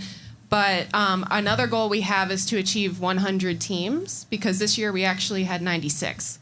So we're pretty much almost there. I think we can get to 100. But of the hikers we had over 400 hikers, and almost half were new. So that was like fantastic. Lots of new people who want to get involved. I think social media helped a lot is what it seems to be. And you guys too, like having the spots and talking about it. So our goal is just more hikers, more teams, more fundraising, more fun. And was there any like super fundraisers? I feel like there was a couple of people that were like super fundraisers. We did. Actually, once here, Paul Lamar, he's right over here. I teed that up so well. Yes, so give him a shout out. I Paul, forget awesome the exact job. amount. It was, Paul, how much was it? Lynn, do you remember? It was over 9,000. Yeah, I think, right, that's Paul? what I thought. So let's give him a round of applause. Paul did amazing. Yeah. Paul, I'm gonna give you a patch for a Yes. thank you. So I'll hook you up later. But yeah, in terms of next year, our hiker celebration should be June 21st, which is the first time we've had it on the longest day of the year, the summer solstice. So I think it'll be a very special year. Is it booked for here? We're still working on details, Okay. but June 21st will be the date, and we hope to see a lot of people there. Awesome. We're So- gonna get back at it and do another hike. This time, No. Stomp, did you go? No. I was Why here. was I doing all He the was work? DJing. I was Oh, you were DJing, DJing. All right. Yeah. Okay. He was holding I it just down double here. checking, just making sure. Yeah. Okay. Well, thank you so much. And then we have Lynn. So Lynn's involved in Alzheimer's, but you're here for the hiking buddies. Lynn, there's like basically no organization that Lynn is not involved with at this point.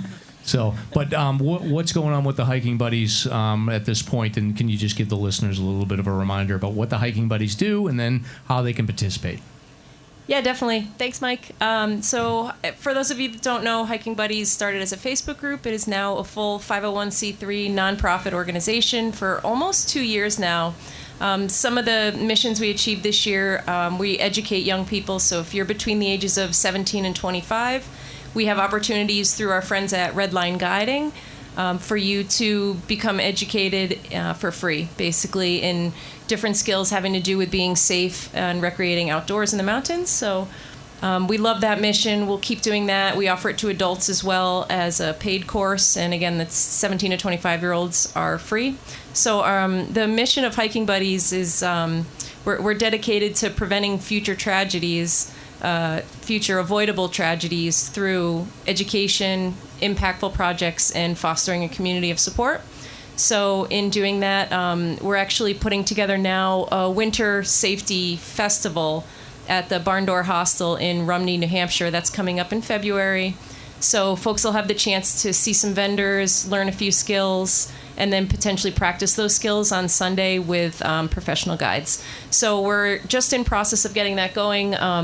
Mike and Stump haven't totally agreed yet, but they're going to come on as MCs, I hope.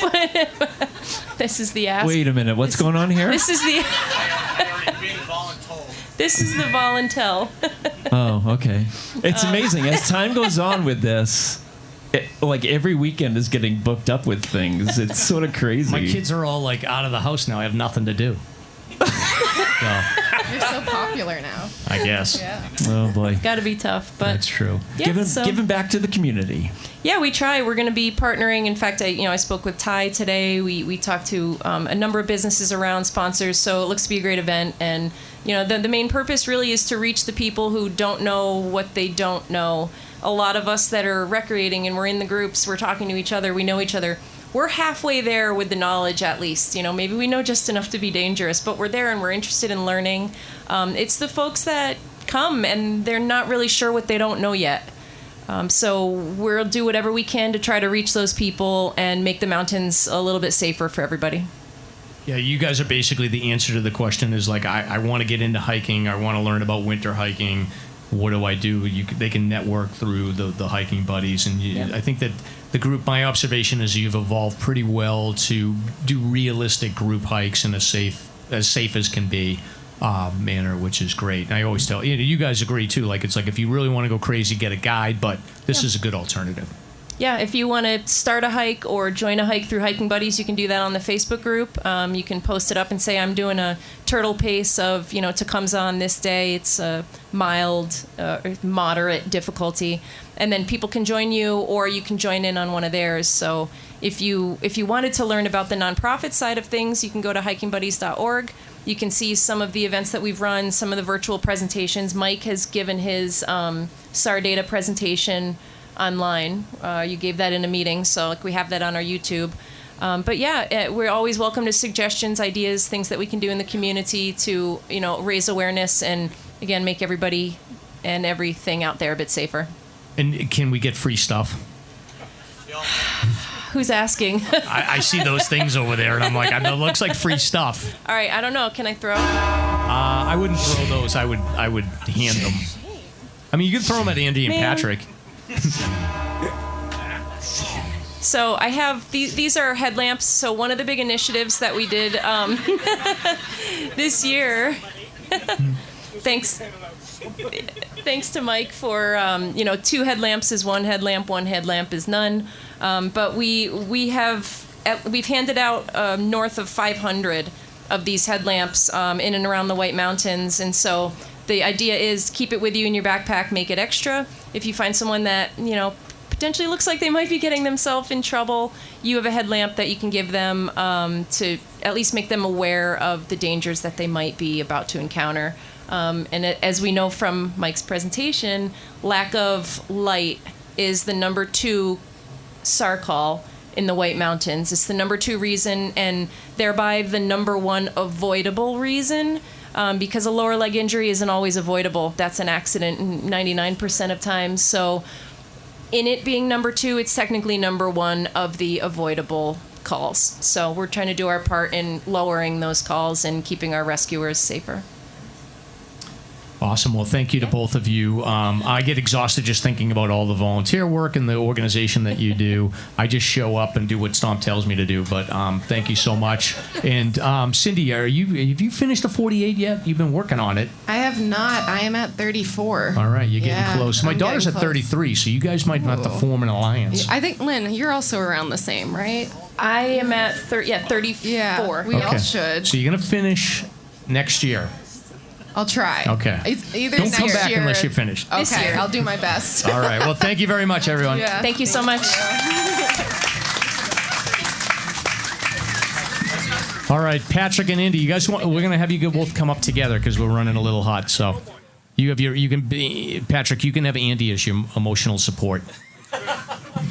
That's good. All right, so we have Andy here from the Cog Railway, and then we have Patrick from Mt.Washington State Park. So these two guys are responsible for a lot of the management and activity that goes on. So basically, like, you guys are the ones that are responsible for all the crowds on Mount Washington. So we want to thank you for that. Well, Andy's responsible partly for the crowds. We just deal with them at the state There is park. that nasty element, the auto road, and I've got nothing to do with that. Okay, all right, but one thing that I just want to call out here is, like, the Cog gets a lot of, like, the hikers sometimes like look at the Cog a little side-eyed, but Andy's one of us. Andy's like a hardcore hiker.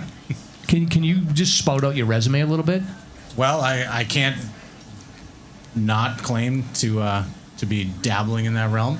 I do like, my preference are the terrifying 25 trails. I like things that are challenging and that call forth a bit of scrambling or something that's a little bit more technical.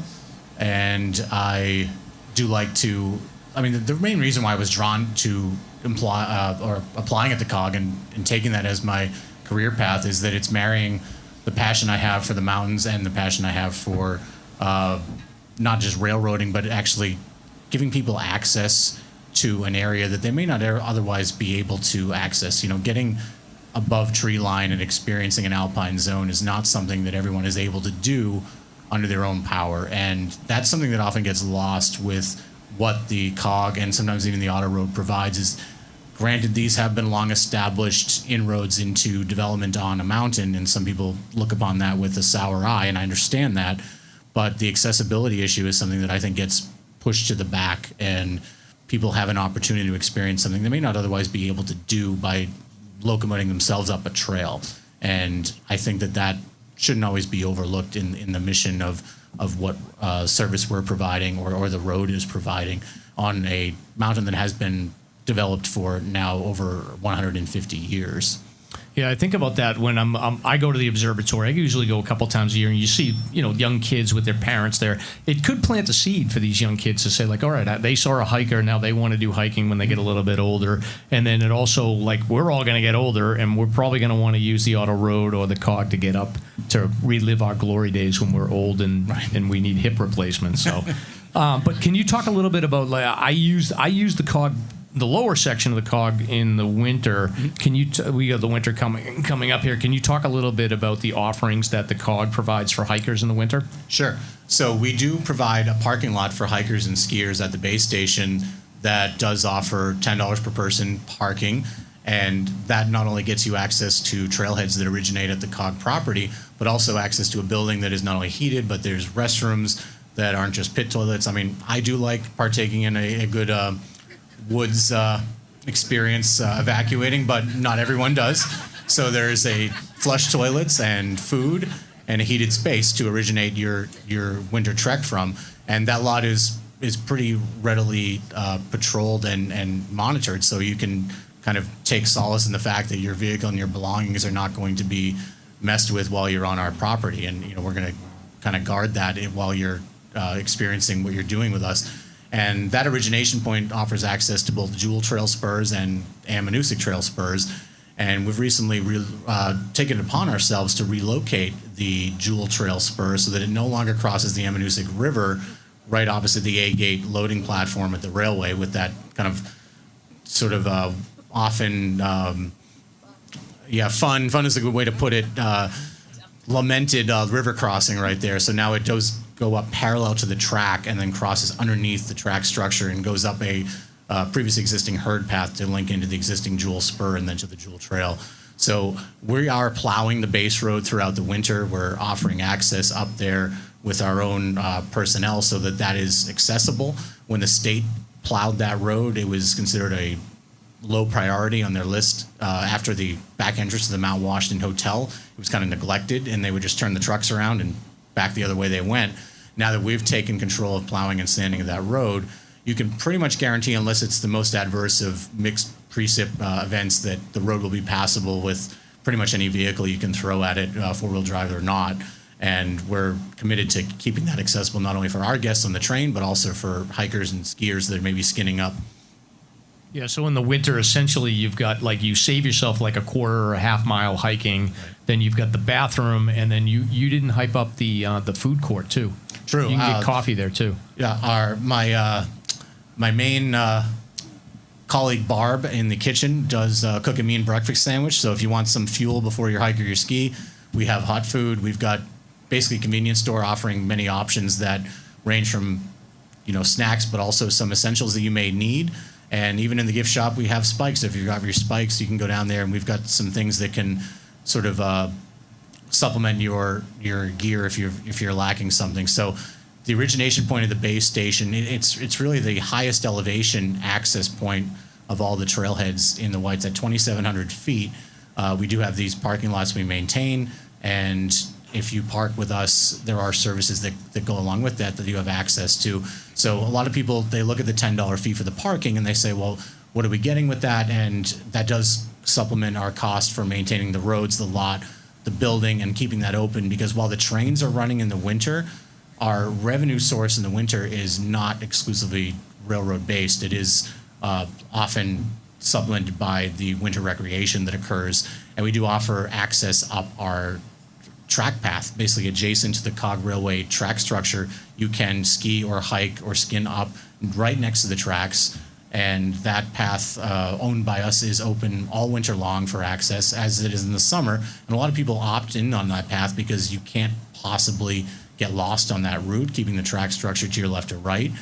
But you can also kind of count on, while it's very steep and it's not the most forgiving of trails, it will give you direct access, and it is the most direct way to the summit if you were to follow it.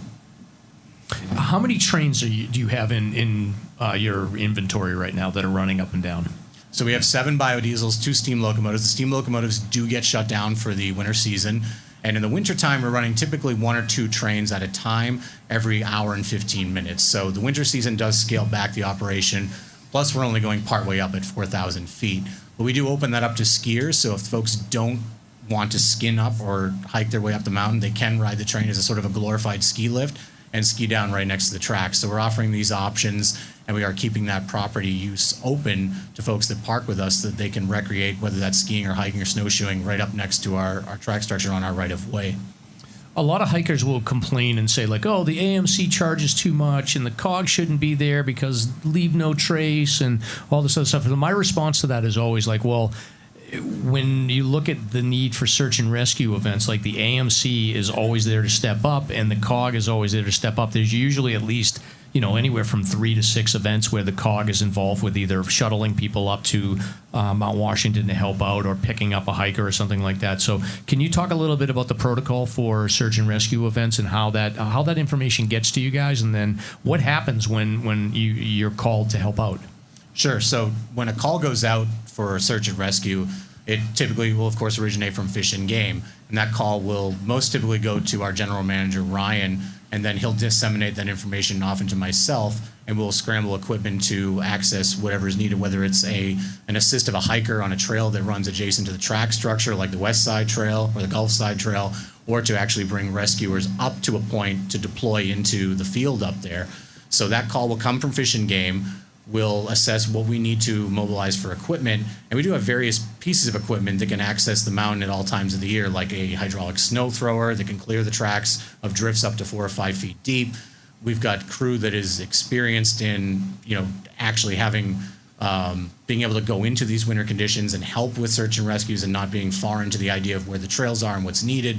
And we can actually plug into providing a quick access point to these rescuers where they don't have to hike up to that origination point to jump in, depending on where the rescue is needed. So that call will come from Fish and Game. We'll mobilize equipment, and then we'll respond, whether it's getting a hiker to the summit. Sometimes that may be most efficient to bring a hiker to the summit to actually be retrieved. Sometimes it's more efficient to bring them down, and it depends on what the circumstance is, what the injury may be. And sometimes we're bringing rescuers up for a put-in point, like in the incident that happened last February, where we're actually bringing folks up to deploy into accessing a trail like the West Side Trail to get over to a hiker in distress. When you're called to bring the train up to that February event, you're going up to whatever 5,000, 5,500 feet, and the weather conditions are insanely cold. Are you the one that's driving the train? Quite often, yes. In that case, I was. And there are all kinds of factors that play into that are in addition to the human factor of what the person is going into in those conditions and what they have to be prepared for, but also the equipment that we're bringing up in terms of the railway and what can happen in terms of fuel gelling, what happens if the equipment were to shut down in those conditions. And these are all factors that we have to consider when we're putting a piece of equipment into these adverse conditions. What can go wrong? How do we sort of reverse that wrong and be able to get that equipment out of that arena with the people that are on board? So the human element of being prepared yourself to enter into conditions above tree line in full winter is always at the forefront of your mind, but then we have to consider that additional element of what a mechanical piece of diesel equipment has to be able to withstand and how you can then rescue that if something were to go wrong with that. So you've got that double factor kind of interplaying in your mind of the human element, but also the mechanical element of what you're putting up there. And if you're relying on that mechanical element, you have to know of what are the fail-safes and what are the rescue protocols for the mechanical piece of equipment should something go wrong with that. Did you feel like you had enough experience with the machine or with the train that you could judge when you needed to turn around, or was this an event where you were like, I'm kind of learning, given that we've never really experienced this type of mission before? So we typically won't. So in the case of that February rescue of last year, we were putting the train up in winds that were in excess of really Category 2 hurricane force winds, gusting into the 90-mile-an-hour threshold. And typically we will not run trains in that condition. So if a customer buys a ticket and the winds are in that sort of scope, the train will terminate below where those winds are happening. So we're already exceeding what our normal offering is in consideration of the fact that it is a rescue in an emergency situation. The cold and the wind chill factor in terms of how the warmth is being sapped from everything and the way that fuel can gel is considerable as well. So we typically wouldn't run a train in that either. But we do run missions where we keep the track clear to a certain point throughout the winter so we can access things, whether that's for our own purposes in a business sense or for assisting in a search and rescue. So we know what the equipment is capable of, but I will say that in that event and some other events that we've participated in, we are operating the equipment outside of the norm of what we would normally ask it to do. So we are capable of we're capable of knowing what it's able to withstand, but we are asking more of it than whatever would be asked in a customer offering. Well, it's interesting. So you obviously came back from that one. Did you? Was it even close to gelling up, or did you feel pretty comfortable that you made the right call? I felt comfortable. So I'm sitting there watching the temperature gauge on the screen of the locomotive, and I can see what the tank temperature is of the fuel. I can see what the intake temp is, and I know when we have to keep moving. So basically, sitting idle is what the detriment is. So as rescuers are deploying on the West Side Trail and we're getting the litter off and everything ready, I can keep an eye on what's going on, and I'm in communication with them, and I'm informing them I may need to move the train. Depending on the access and the timing it takes to deploy everything, I may need to move the locomotive so that I can get some heat going in the engine bay and keep the RPMs up. We were able to get everything dispatched in a manner that was timely enough that wasn't an issue. And we did a lot of coming and going because we were shuttling teams of rescuers up certain amounts at a time. So we're bringing folks up in what would fit in the cab and then going down to a kind of a point where they were all accumulated and then bringing another team up to the West Side Trail access point at around 5,500 feet. So there was enough chance to keep the locomotive in motion that it didn't gel up. But the temperature did get to points where I was like, okay, I'm not super comfortable staying here for that much longer, and I did communicate that. So we did kind of base our timing off of what I felt was best for the equipment and what I saw on those temperatures on the screen there. Awesome. Well, we appreciate you stepping in to help out. And, I just remind people you guys are there to help. But just changing topics for a minute, like I've hiked up, like I've done a presidential traverse, and then I get to that section where I'm like parallel to the tracks, and I see like the Cog Railway, and I'm puffing my chest out because I'm hiking, and all these people are sitting in there like looking at me, and they're probably saying like, "What a badass." Do you guys like point out, like when you're bringing the tourist up, do you point out and be like, look at those badasses? So the most common thing that is said by brakemen is, we do have wildlife on the mountain, and here's one now, and it is the wild and elusive hiker. And often that favor of pointing out the hiker is returned with a gesture of a full moon. So we're often called the railway to the moon for a reason, which was a reference to our founders, what was thought of as sort of patently absurd notion at the time to build a railway up the mountain in the manner that it was done, the railway to the moon. Now the railway to the moon has come to be known as the either cheeky, right, or perhaps disparaging show of the backside to the train as it goes by, in the sort of loose suggestion that those that are riding the train are less worthy of their Mount Washington experience than those that have hiked up the mountain. And I understand that as a hiker myself. I understand that feeling. However, we've kind of taken it in stride and looked at it as humorous. The only time where it's not as humorous is if someone takes a more grotesque display of their display of their backside, which sort of draws the ire of the train crew, and I can touch on that as well if you want. Let's skip that part. But yeah, let's not touch that. Yeah, but I think like the key thing is that like the Cog, you can make the argument around leave no trace, but like there's a long history there of what why we've got a facility up on Mount Washington and the Cog and the Auto Road, and I think Patrick, you're the guy that like is basically are you the adult in charge of the whole thing on top of there? So you're in charge of the Mount Washington State Park, right? Yeah, unfortunately for everyone here, I am the adult, quote unquote, in charge of the summit of Mount Washington. Yeah. Well, you intimidate me, so hopefully you're scaring them too. How many in here knew the summit of Mount Washington's a state park? That's a lot of hands, and I like it. How many only learned that because of my appearance on Slasher before? Okay, a couple. That's good. Almost 60 acres of the top of Mount Washington is owned, operated, maintained year-round, round-the-clock, every day of the year by the state of New Hampshire. It's a state park. We are part of the mountains community. Mount Washington is a true community. You know the Mount Washington Cog Railway. You know the Mount Washington Auto Road. You certainly know the Mt.Washington Observatory and all the valuable work that they do. The state park's part of that. So when you come up to the top of Mount Washington and you purchase your soda, hot dog, pizza, That's all from the state park, and that keeps the lights on. It keeps my mediocre salary going, as well as our staff, and pays for all the supplies. But we're up there year-round. Every day, every hour of the year, the state park is up there alongside the observatory, focused on not the weather, even though everything we do revolves around the weather, but that's the charge of the OBS. But the state park staff is up there taking care of all the systems, the facilities, and also participating in search and rescue. I am in a good audience right now. You are all my peers. I'm a hiker. I'm an outdoor enthusiast and nature lover.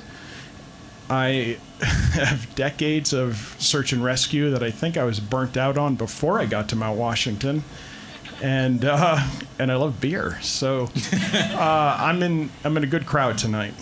Well, we appreciate you coming, and a couple of questions I had for you is, so the last couple of years, have you seen an increase, decrease in crowds, or is it pretty steady at this point on top of the mountain?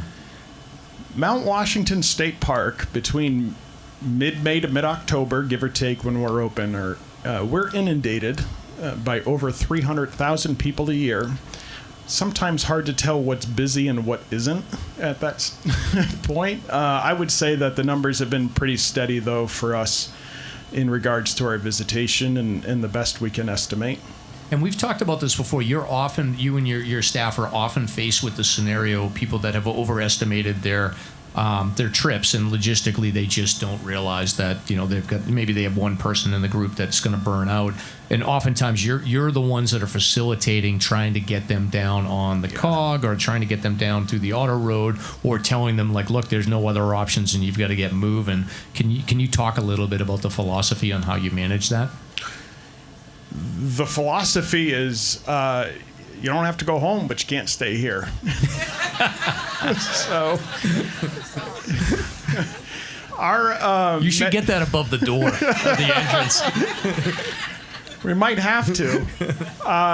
We don't run a trauma center at the top of Mt.Washington. We are prepared and respond to every type of medical emergency and hiking emergency year-round at the top of the mountain. But our medical approach is to stabilize and evacuate and get you into better care.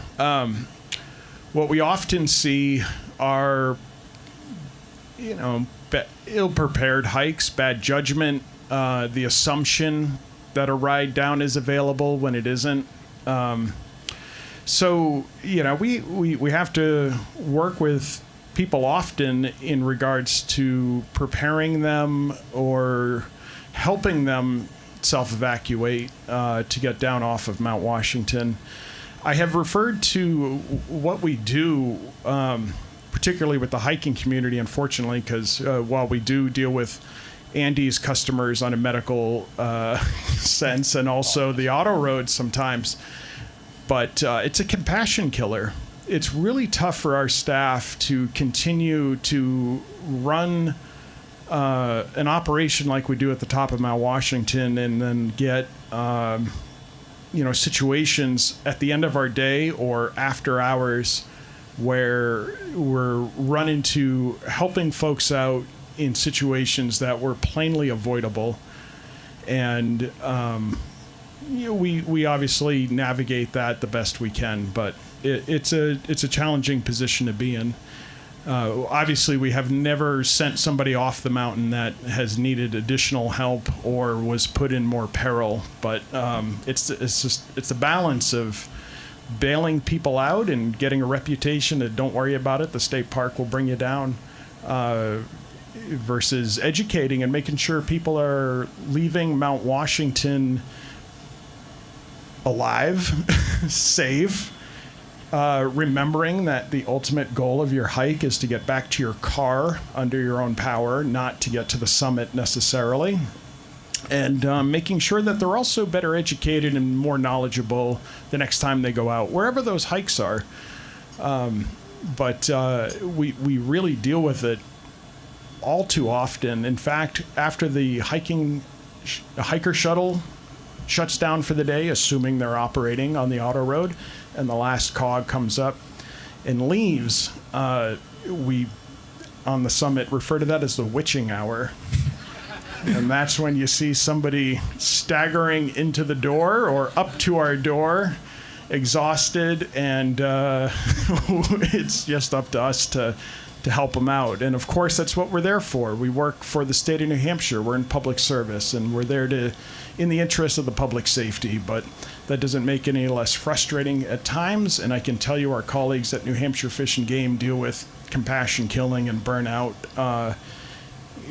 based on the number of responses we have.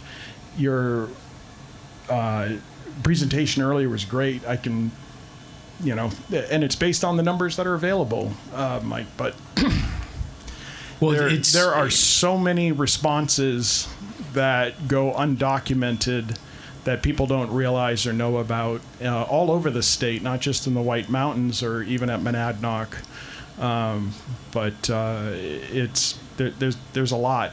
But it's a scary proposition because you have to bat 1,000. So basically, like the one time you say, look, you've got to hike down. It's 5:00, and something happens with that person.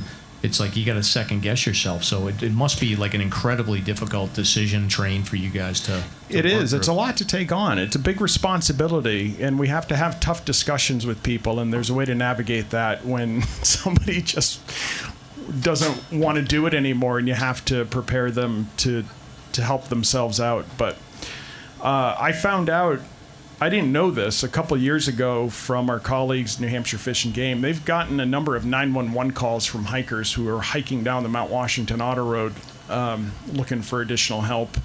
Fish and Game has asked them in the past, did you talk to the state park staff at the summit? When the answer is yes, and the state park staff has directed them to hike down either the east or the west side, the trail adjacent to the Cog tracks, Fish and Game has enough faith in our judgment to tell those folks, if the state park told you that, keep going. So not knowing that, that we're not privy to those calls, but that gave me some confidence in how our staff addresses the public and how we help people out, to know that we're making good calls. Yeah, I wouldn't want to be the one in charge of making that call for sure. But just changing the topic for a second, now that we're approaching winter, is it your group that's in charge of the shuttling to get up to the summit, or is that done by the auto road, or how is that in regards to search and rescue responses? No, just getting the staff up there. Oh, well, the state park is we have our own travel capabilities parallel to the Mt.Washington Observatory. So the state park, like the observatory, has to deal with the same conditions in the shoulder season and throughout the winter in regards to our travel up and down the mountain. So we each have our own vehicles. Sometimes we've got to deal with tire chains, snowcats. The state park has a snowcat based on all the hot dogs you guys buy. And the observatory has their own snowcat, but the OBS and the state park work closely and communicate closely over the winter. And when we can collaborate or join up in tandem or help each other out with travels, we definitely do that. Awesome. And how frequently do you go up in the winter? I'm up there weekly for multi-day shifts. The observatory is throughout the year up there week on, week off. They change on Wednesdays. None of us want to be up there a whole week. So we work more on a 4-day on, 3-day off schedule, which works for us, but the mountain doesn't always cooperate with that schedule. So. And when you get hurricane winds, do you usually send the new employees out there to just tell them to go water the flower on the other side of the parking lot? No. You don't have to. No, I'll tell you, it's a hell of a work commute. Yes. Sometimes even in the summer, but yeah, so those 4 days on sometimes become 5 days, become 6 days, because the mountain's weather doesn't always cooperate with our schedule. So that's something that we all take on. In the winter months, there's usually 2 of us on the summit at a time from the state park side, maintaining everything adjacent to our colleagues at the observatory. The door between our independent living quarters is usually left at least a cat width wide, so that Nimbus has free reign of the building. And Who owns the cat? Is it your cat or is it the Weather Observatory? State in New Hampshire. Is it the state park that owns the cat? Or No, it's a good question. So over the years, imagine if they had a custody battle. That would be such a great court case. Well, I know we have colleagues from the Mt.Washington Observatory here. The cats have been a part of the Mt.Washington Observatory. Camryn owns the cat. No, she wants a state park cat. The OBS owns the cat. Okay. The state park benefits in that we get time with Nimbus and Marty and Inga and the cats prior. The cats seem to prefer the state park side of the building. But the litter box is on the observatory side of the building. Okay. So we get that benefit. But does the cat ever find any mouse? That's what they're there for. Oh, really? There's a good number up there? Well, fewer. Yeah. Yes. Nimbus is a little bit of a dumpster diver. We got to keep an eye on him. But the cats, when the Mt.Washington Observatory was established in 1932, they had cats at the top of Mount Washington for two reasons, for companionship and for rodent control. And now at the end of 2024, those two boxes remain checked. Nimbus is a solid mouser. He's even caught flying squirrels, which are cute but nasty. Companionship, most certainly. And then for the observatory, also, and prior Marty checks the marketing box as well, which we can't blame them for. At one point, there were many cats at the top of Mount Washington, and during the big wind, 231 mile per hour wind that was recorded on April 12th, 1934 by the Mount Washington Observatory. That remains the highest wind ever recorded, still with human beings present and with cats present. And within the history of cats at the top of Mount Washington, my favorite cat name out of all of them that I've known about or heard about has to be Nuisance. That's a good one. That has to be one of the best cat names for the top of Mount Washington. But the cat's owned by the OBS. That is the observatory's cat. The state park staff continue to bond and benefit from the cat as well, since we're up there alongside the observatory and get to benefit from the cat's presence as well. Well, and if Camryn has her way at any point, maybe we'll have a state park cat and Nimbus will have a friend at some point. Yeah, I think that's a good idea. That's a good idea. So, we want to thank both of you for coming up here, and I think that it's important to educate, because I will tell you, like, there's so many hikers that I see on social media, and I've even talked to some, and they just don't have an understanding about really what the background is for the people that are working on Mount Washington, involved in the COG, how critical you guys are around search and rescue and supporting the hikers. And I don't know if they always connect that you guys are hikers. You're part of our community. Absolutely. And we want to get that message out. And we thank you for the hot dogs, and we thank you for all the search and rescue stuff. You're welcome. You're welcome. Yes. I also forgot to mention earlier, when I said I was in this safe space of people checking off all those boxes, me being an avid hiker, I want to say an avid beer drinker. I'm a beer enthusiast. I also am on the board of directors for the New Hampshire Outdoor Council, and I cannot thank everybody here enough, and thank you guys with your podcast, Rek Lis and Full Conditions, all the support for the New Hampshire Outdoor Council, and having firsthand experience and knowing the funding, where it's going, how it's supporting the search and rescue community, and being directly tied into the search and rescue community on Mount Washington as well as on the New Hampshire Outdoor Council. I am so grateful to everybody under this tent with me and elsewhere in your support of what we do, in supporting your hiking community and the safety of people experiencing and enjoying our mountains. Awesome. Well, thank you so much to both of you. Appreciate it.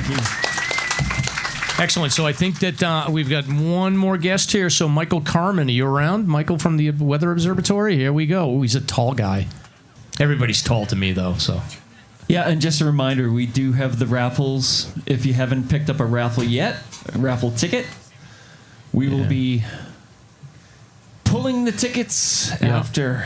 And I think, Ty, if you want to come up, we're going to do a Q&A with you. So, Michael, what's the deal? Are we getting snow this winter or what? That's the $50,000 question. So the Farmer's Almanac said it was going to be wet and wintry. But like that's kind of good. The Farmer's Almanac, that's not as like scientific as you guys, right? I was going to say, if you want to get a meteorologist blood boil, yes, start talking about the Farmer's Almanac. Yeah, absolutely. But so we're in a drought period right now. So do you have any commentary about what we're experiencing right now? Is it rare that we've seen these dry conditions? Yeah, it's pretty rare, pretty dramatic right now with the lack of precipitation we've been seeing, and it's not just New England. Obviously, it's most of the country, in fact, that's been seeing these conditions. So we're hopeful that pattern's going to break. It likely will. So we'll see what happens. If you get enough snow over the winter, will that wipe out all the drought conditions that we're dealing with right now? Eventually it will.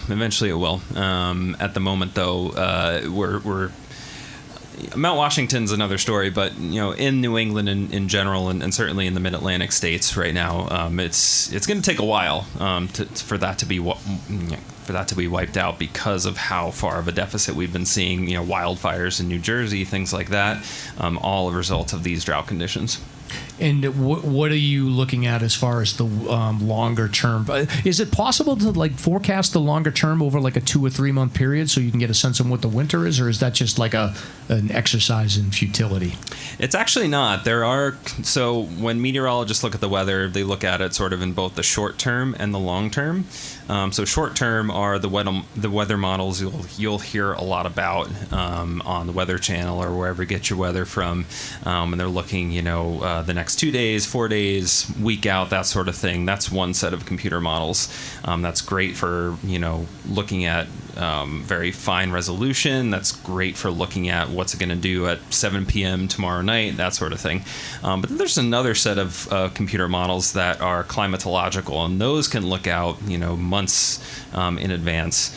And so, when climate predictors sit down to look at what's going to be, what kind of winter we're going to have, that sort of thing, they're looking at those kind of climatological models.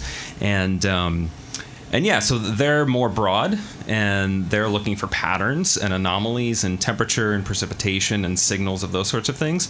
And so, you can predict out, again, with sort of a general sense, what, say, the winter is going to look like. There's a couple of indicators like what's El Nino doing, what's La Nina doing, that sort of thing. What's the North Atlantic Oscillation doing? Those are all indicators that climatological predictors are sort of looking at when they make a seasonal forecast, is what we call it.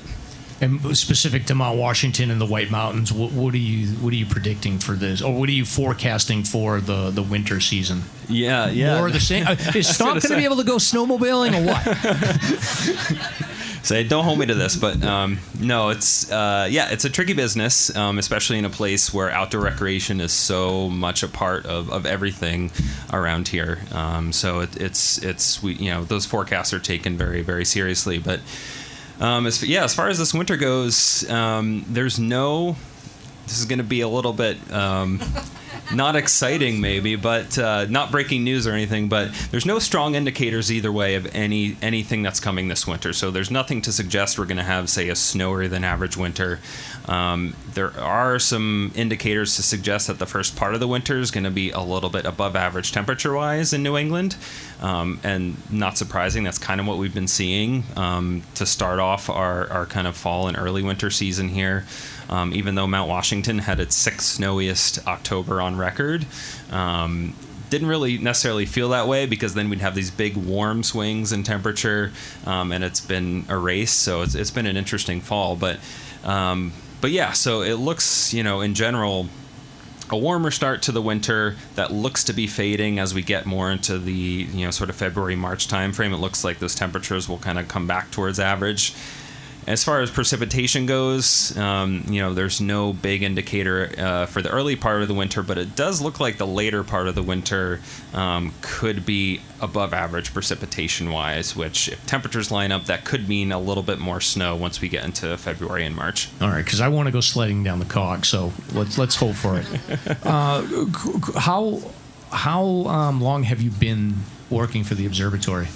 So, my journey with the observatory is a little bit unique. So I was a weather observer for almost 10 years. I left the observatory a few years ago, and I've just recently come back in this new role as Summit Weather Operations Manager. I couldn't stay away. I spent 10 years living and working on top of Mt.Washington.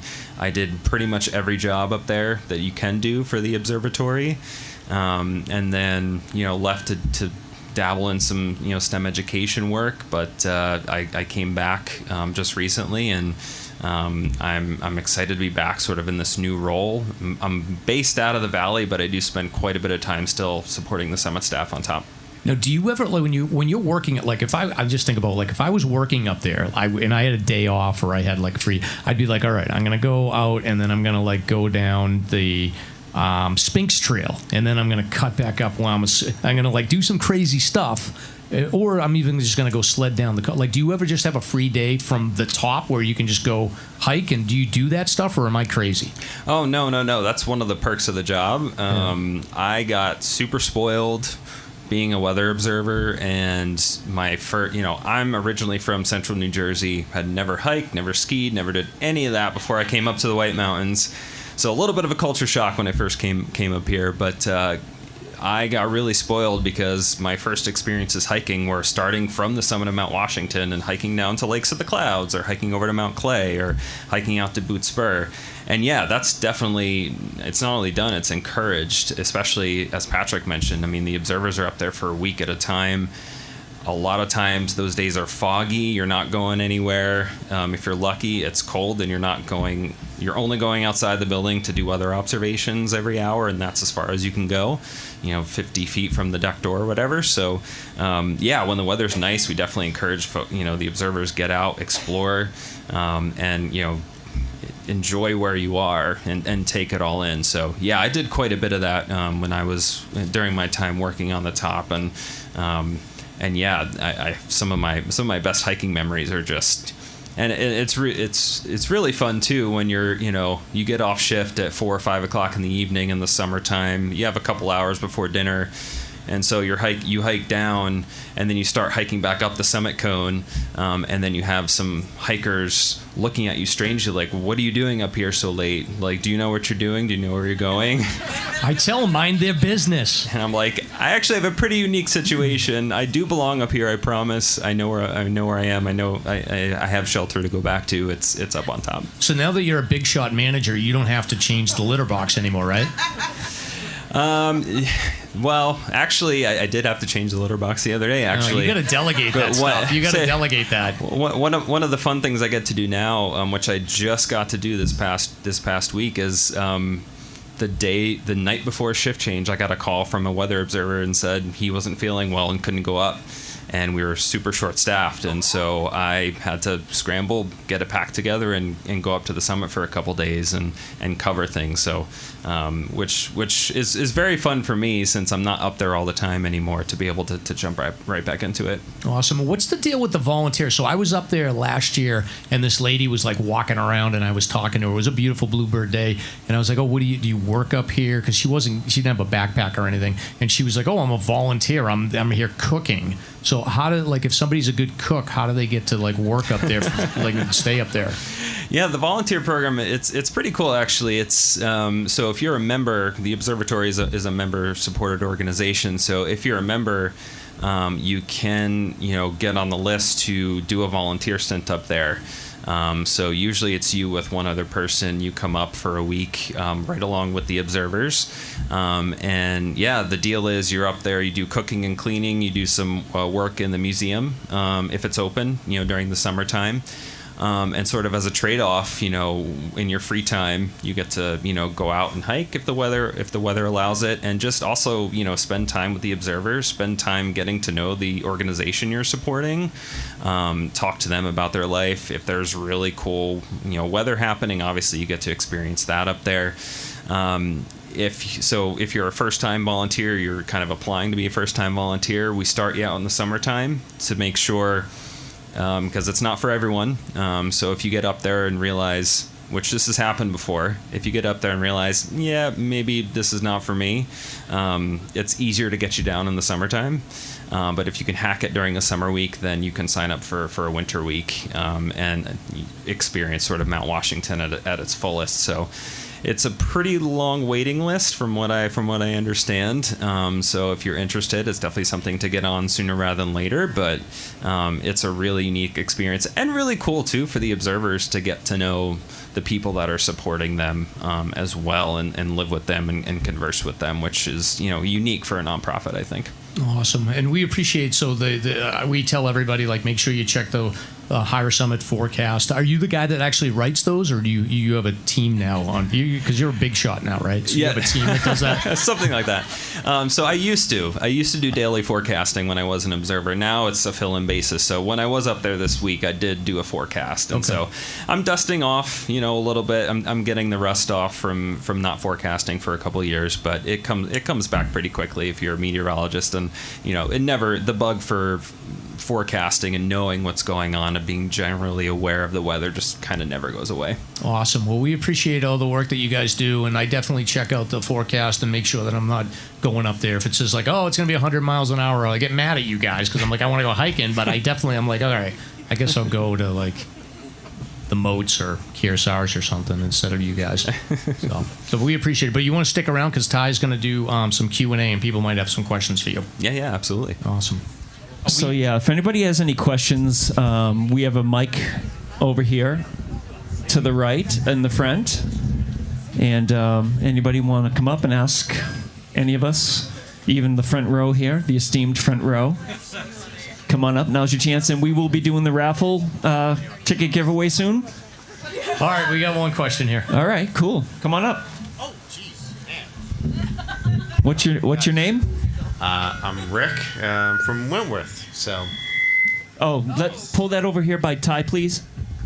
Yeah, get in there nice and tight. Thank you. Oh, hello, Rick. Hi. Give Ty a hug. Man.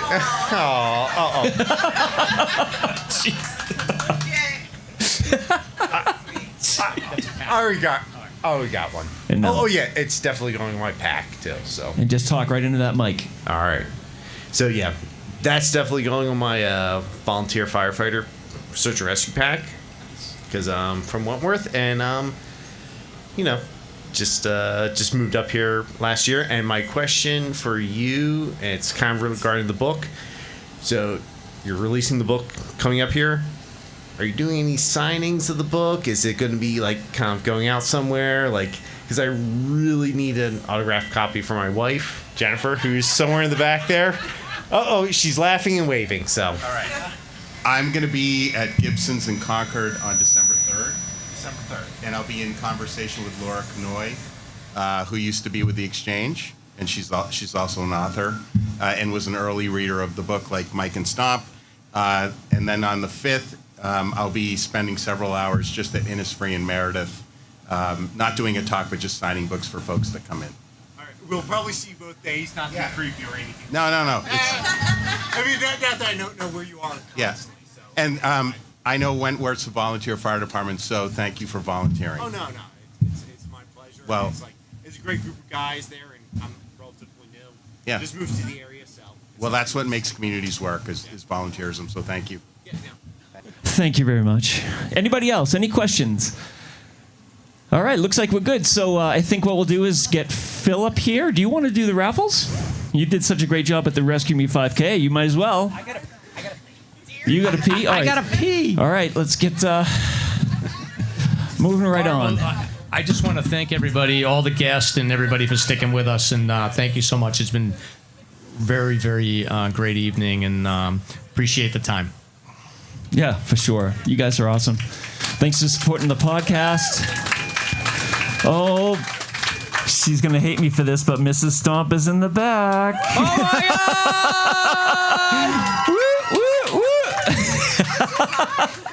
Oh, God! Oh, she just said she's hot. Mrs. Stomp, you're hot. All right. The first time I met Mrs. Stomp, she was like in the car driving us down Mt.Washington. She's like, "You people are crazy." Now she's been hiking like forever, so we converted her. She's the best. Yeah. And we want to thank all the guests. And I think we'll play the old outro music.